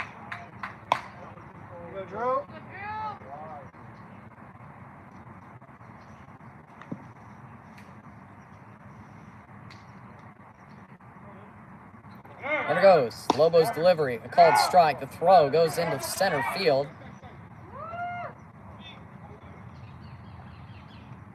No movement after stealing the bag from Asher. He's into second.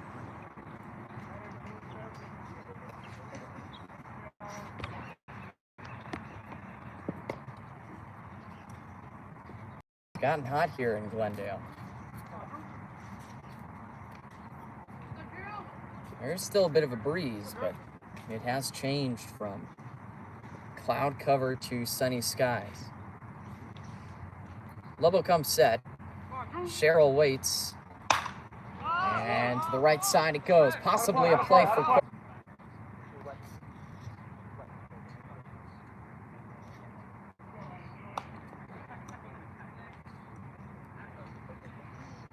Ladies and gentlemen, I apologize for the technical difficulties that we had. The hotspot overheated out here behind home plate, so you guys just missed 2, I guess, the top of the 7th, and then here on the bottom of the 7th as well. The Sentinels are on the comeback effort. In the top of the 7th, we had a flyout, a single, and then a flyout. Here we had a single by Kirkchen and a hit by pitch by Panarisi. Evan Nara is the hitter. He takes one on the outer third. And it is 3 balls and a strike. 3-1 is the count. Sentinels on the comeback effort against the right-handed arm of number 16 for Long Beach. Sorry, I wish I could have built the drama a little bit better than this. Nara goes after it and cuts and misses. 3-2. Sentinels are trying to scrape something across. I don't think we'll play extras if it is a tie, but they could potentially walk things off here. Still nobody out in the frame. The Legends looking to keep the score right where it is and get a Game 1 victory. Center field. Long run. Way back. And it goes! The Sentinels have walked it off. Boy, did that carry. Is that a walk-off, or are we playing 9? I guess this is where we find out. Once Nara crosses the plate, is the game over? I don't think so. I think we'll play 9. Nara has just given the Sentinels the lead, and we will continue here in the bottom of the 7th. The Sentinels are going to continue to play 9-7 now, the lead. Boy, oh boy. The 7-5 lead is no more for the Legends. I thought they had it.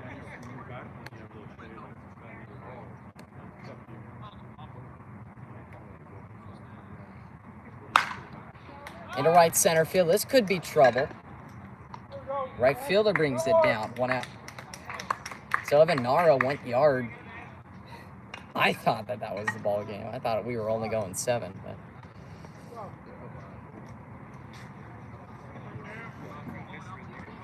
Evan Nara gave him the lead. Camden Conklin is up. 1 out, base is empty for him. Here in the home 7th. Cutting and missing. It's strike 1.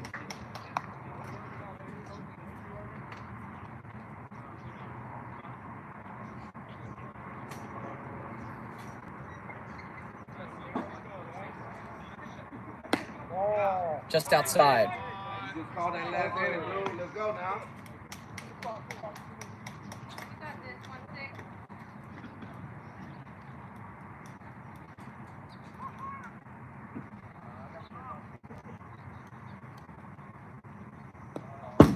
The backstop. 2-1.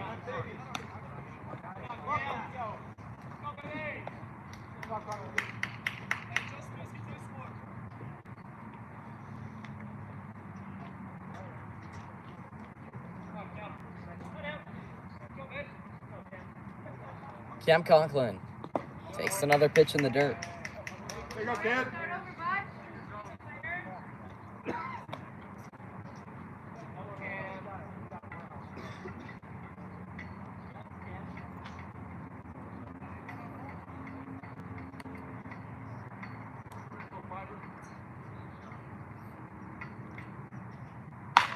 Conklin hits a double bouncer to short, bringing it in and throwing him out is Asher. 2 down.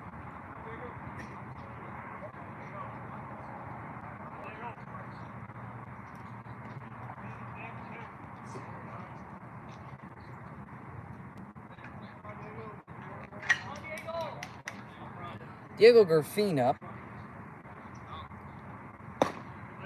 He takes one high. Called the strike.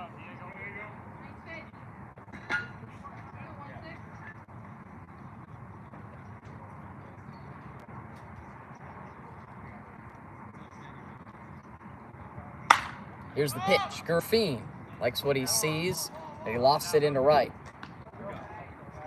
That'll be the 3rd out here in the bottom of the 7th. 9-7 is the score. After 7 complete from the Glendale Sports Complex. It's a 9-7. Sorry? 9-7. Top 8. Yeah, so we go to the 8th. Continue to play here from Glendale.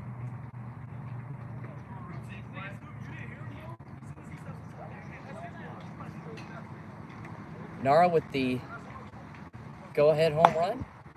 See if the Sentinels can hold their lead.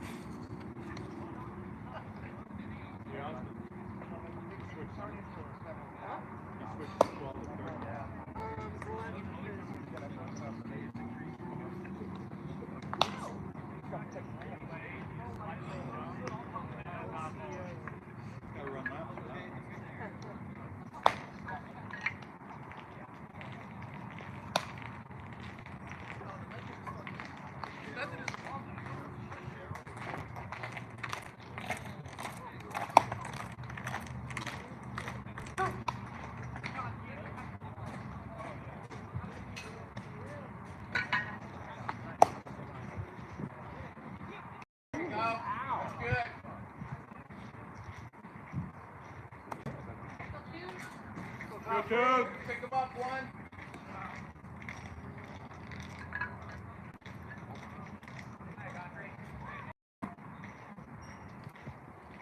Top of the 8th, here we go. Cam Lobo continues his day. As he's out there for his 3rd inning. We Godfrey, De La O, and Gott for the Long Beach Legends. Strike called. So in total, we've seen 2 home runs by each side, 4 in total. Fooled him there. Godfrey swung out of his shoes. It was Greeno and De La O who went yard for the Legends, and then Nara and Panarissi who went yard for the Sentinels. Winding and firing. Lobo delivers, and he gets him. Out on strikes is Godfrey. Swung at a sweeper low and away.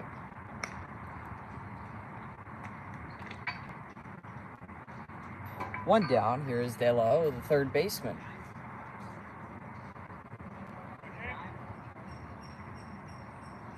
James waits. And on the way, here is Lobo. Line past the 2nd baseman, Gerfine, into right center field. Sliding to get at his stubs. He comes up throwing. Play at 2nd, not in time.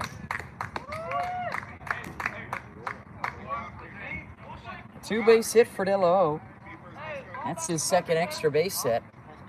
He gets to Lobo and puts the tying run at the plate.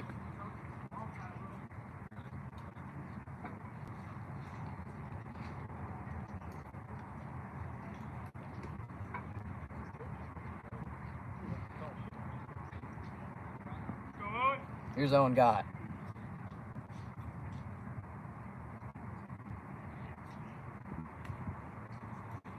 Lobo quick set and a slide step. He gets the strike.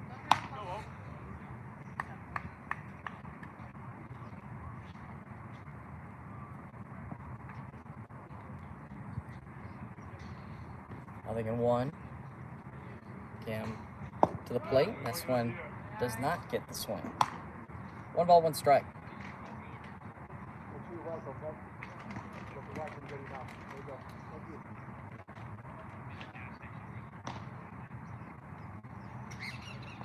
Lobo in his 1-1.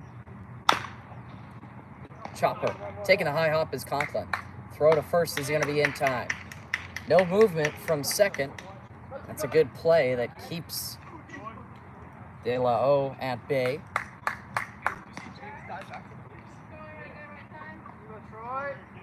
Two down. Here's Troy Scott.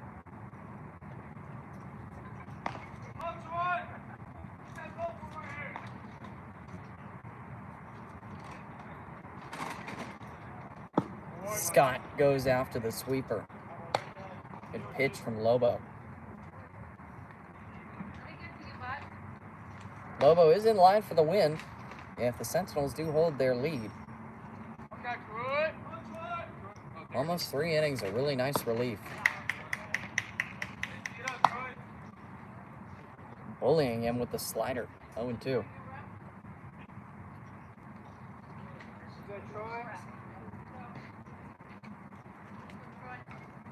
Lobo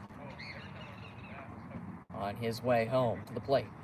Sweeper got him swinging. Back-to-back-to-back off-speed pitches, and Scott had no answer. Scoreless inning, and another from Cam Lobo. Pitching with the lead, the Sentinels ahead 9-7 after 8.5.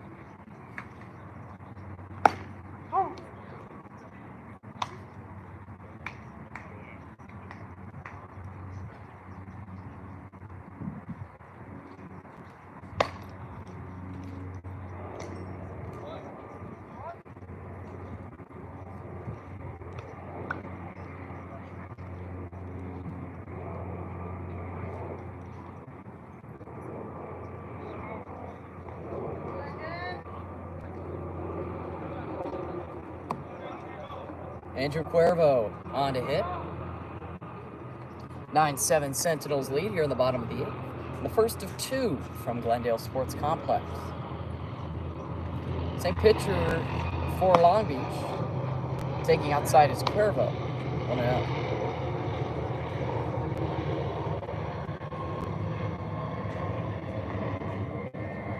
Andrew has looked good today in the batter's box.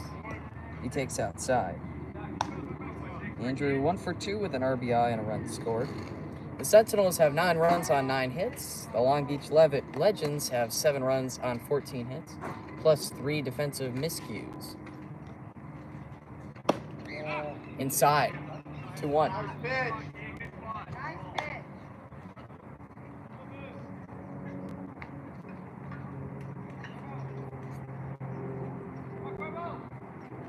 Cuervo waits. A big lefty. Takes outside. That'll be ball 4. Leadoff base runner here in the 8th for the Sentinels. Trying to get some insurance. And here comes up Ben Rutkin.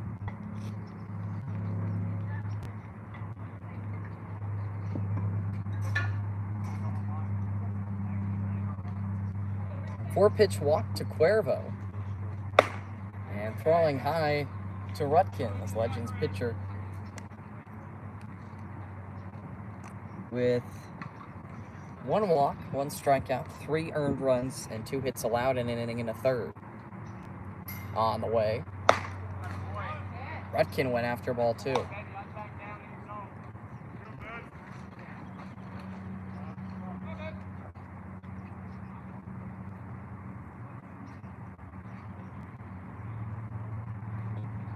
On the way, Rutkin takes.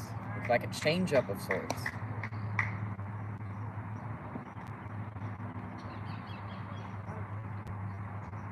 Two balls and a strike on Ben.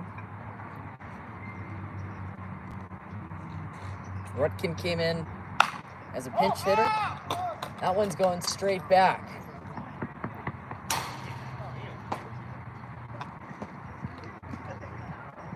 No play for anybody.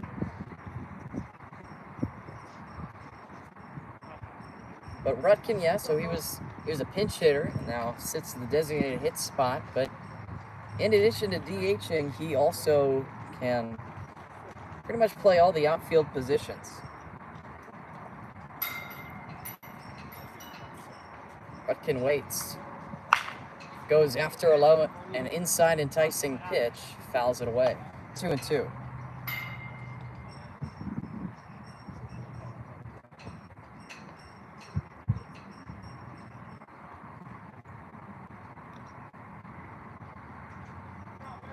Set on the way to Rutkin.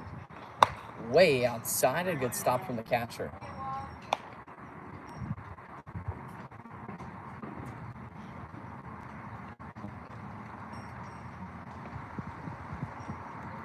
Where he's starting to pick up here in Glendale.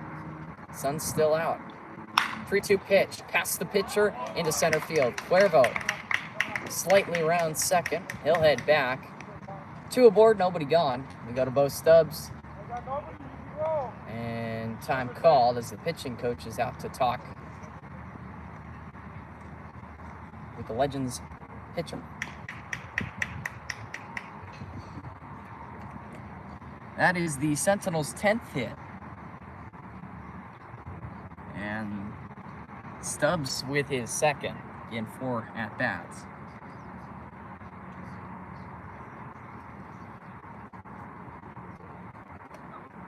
Excuse me, no, that was not Stubbs. Stubbs is waiting on deck. That was Rutkin. Rutkin with his first of the day. Pardon me.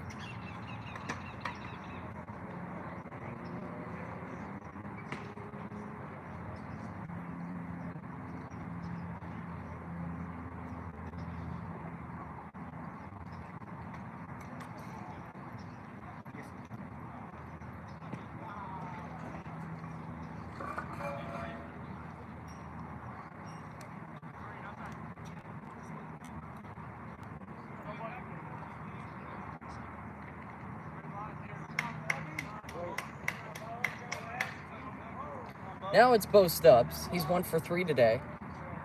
He shows bunt. And he draws it back. 1-0.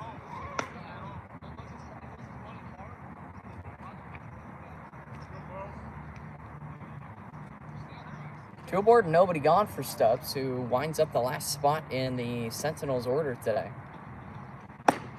He takes one high.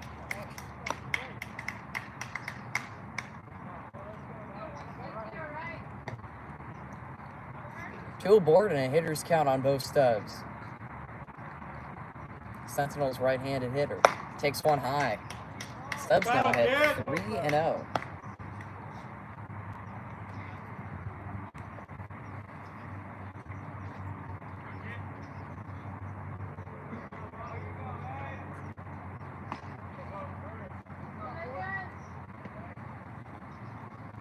Pitch, another 4-pitch walk.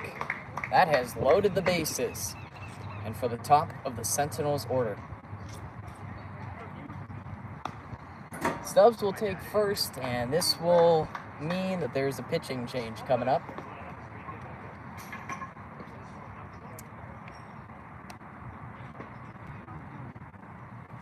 The Legends will go with a new arm. I'm interested to see who it is.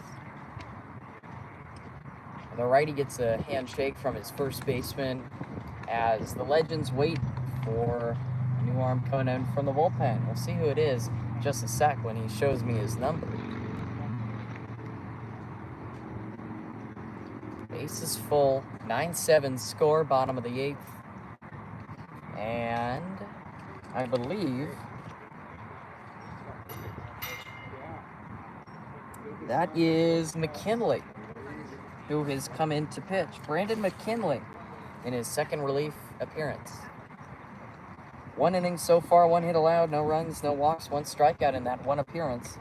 He came in as a pinch hitter and now is taking the hill. McKinley comes in a big spot with the bases full and nobody gone. As he gets his warm-ups, we'll take a break.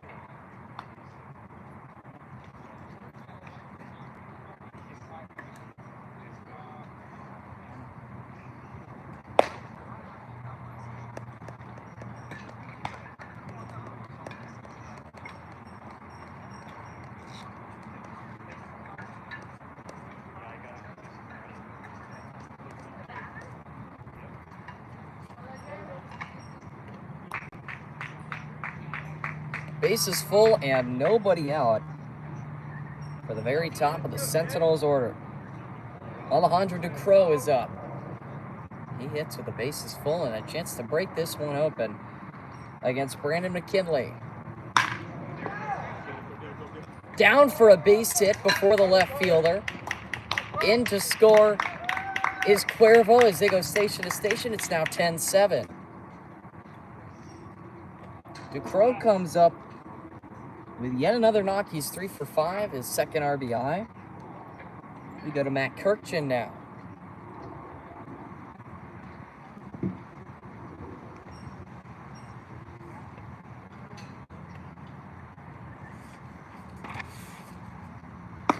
Called strike.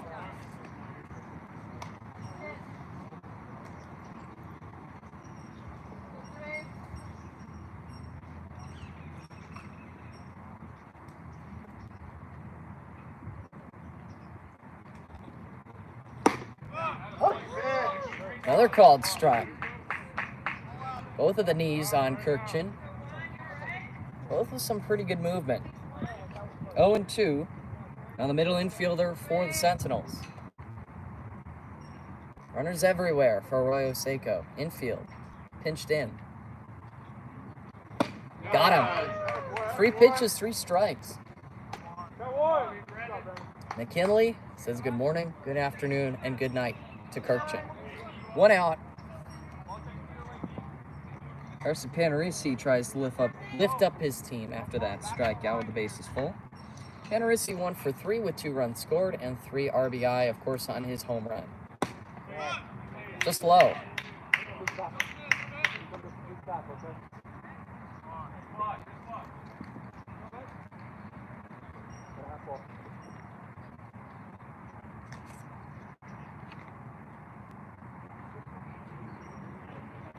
Ball and no strikes. There. He finds the zone against Panarisi.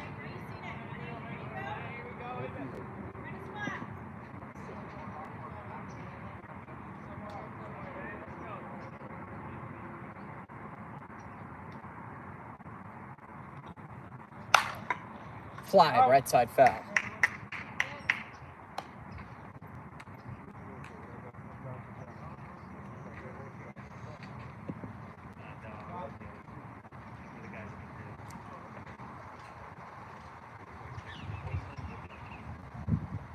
Panarisi waits. On the way from McKinley. There's another fastball fought off. Over there.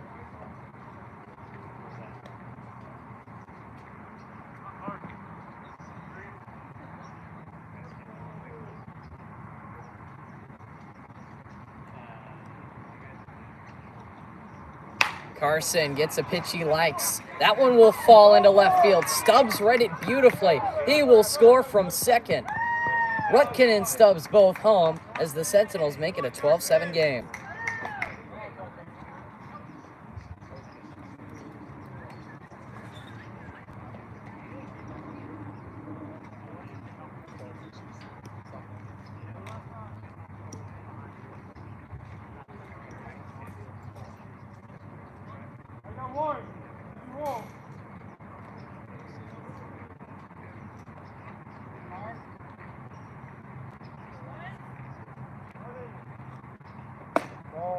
Ball inside to Evan Nara.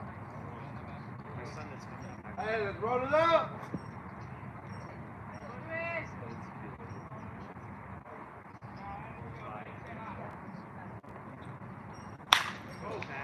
Oh, baby. 1 hop, the wall. Nara will wind up at second. 2 runs will score. Sentinels now unloading.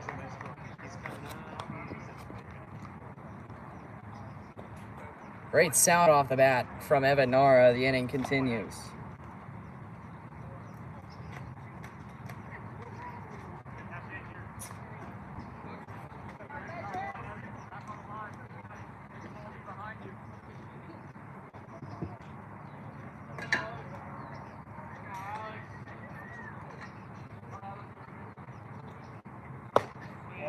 Ball outside to Alex Laureano.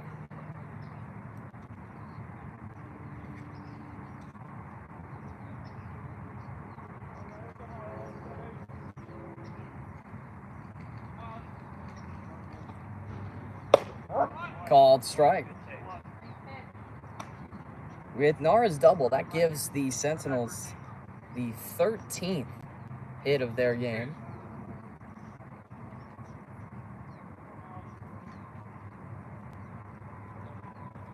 Kinley gets him to go after a curveball in the dirt.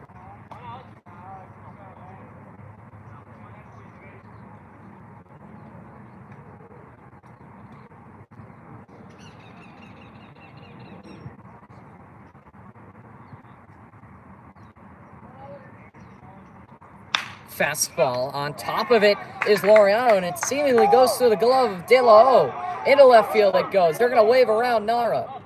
Laureano will wind up at second, and this is just getting worse and worse.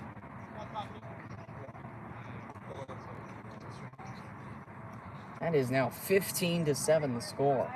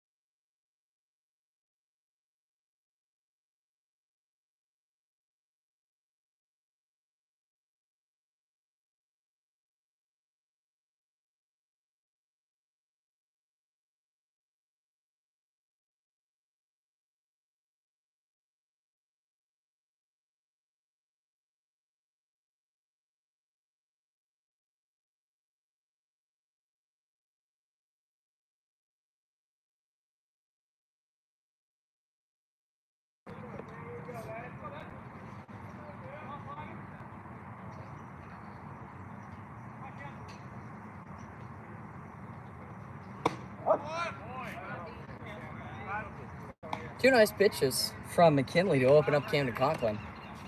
They scored that ground ball by Laureano, an error, by the way. Sentinels with 6 and still looking to add on here in the bottom of the 8th. There's a curve. Conklin was fooled. Strike 2. Strike 3, pardon. Conklin out on strikes. 2 down. Here is Diego Garfin.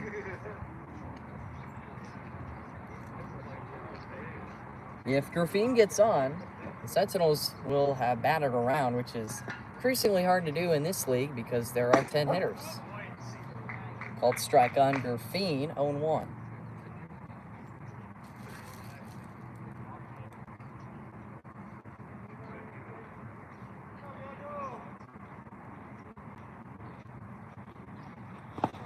In the dirt.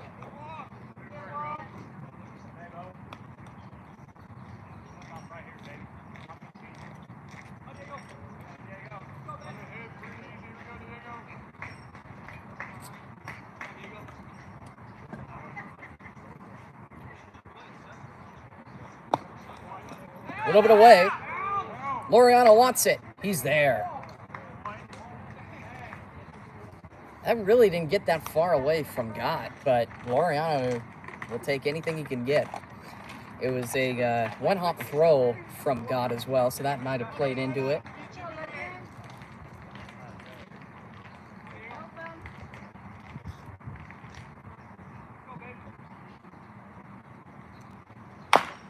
Chopped. Tough play.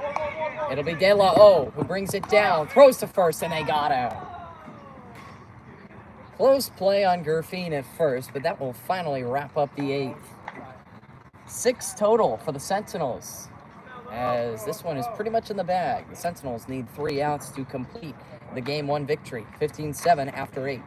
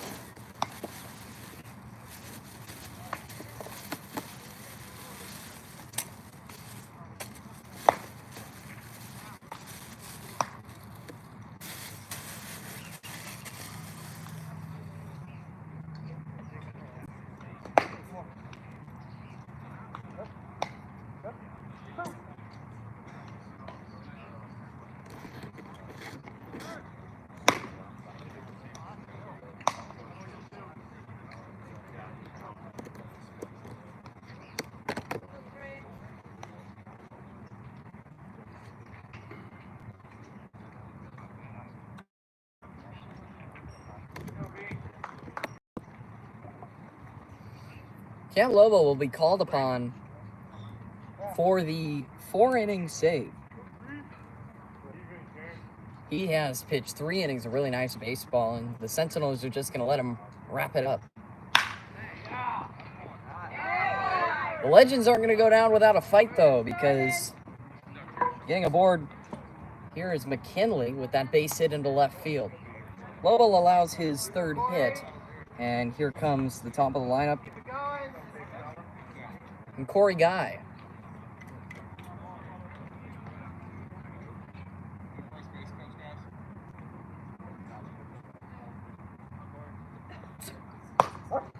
Curveball called a strike just below the letters.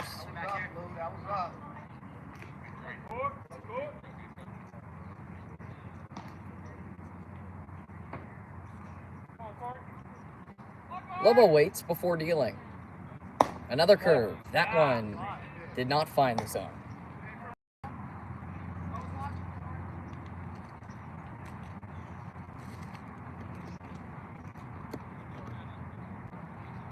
Lobo's 1-1. Down the line, it is foul.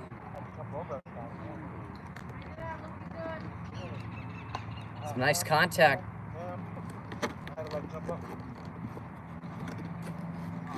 Just a little bit late.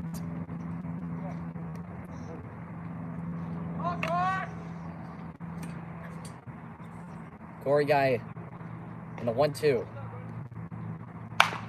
Chops it. Tough shift, and this is going to get through. Graffine was in double play depth. That means that basically the first baseman, Cuervo, and him, there's a huge hole between them, and that allows the Legends leadoff guy to get aboard. That base hit by Guy has given himself his second hit. And here is the real star, Jackson Bernard, who is 3 for 4 today. He has had a very nice outing. He did really well.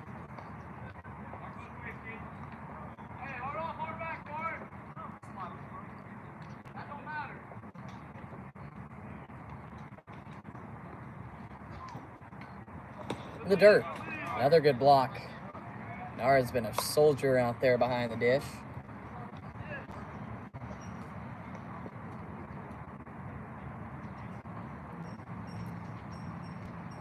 Battle out for 9 innings behind there.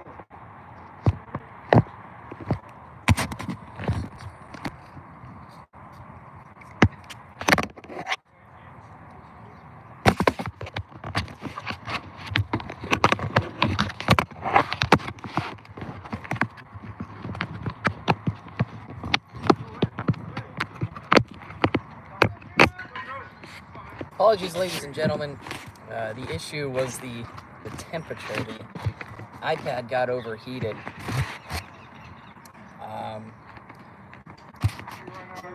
But yeah, that was basically the problem here.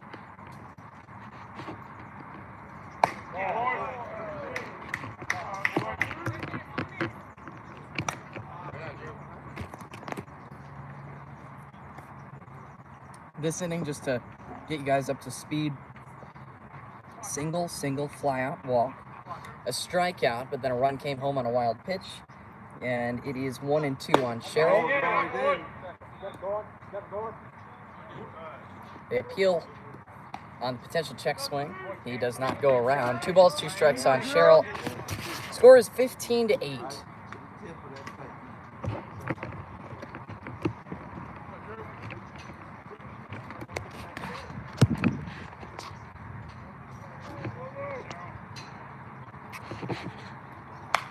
Foul straight back by Sherrill.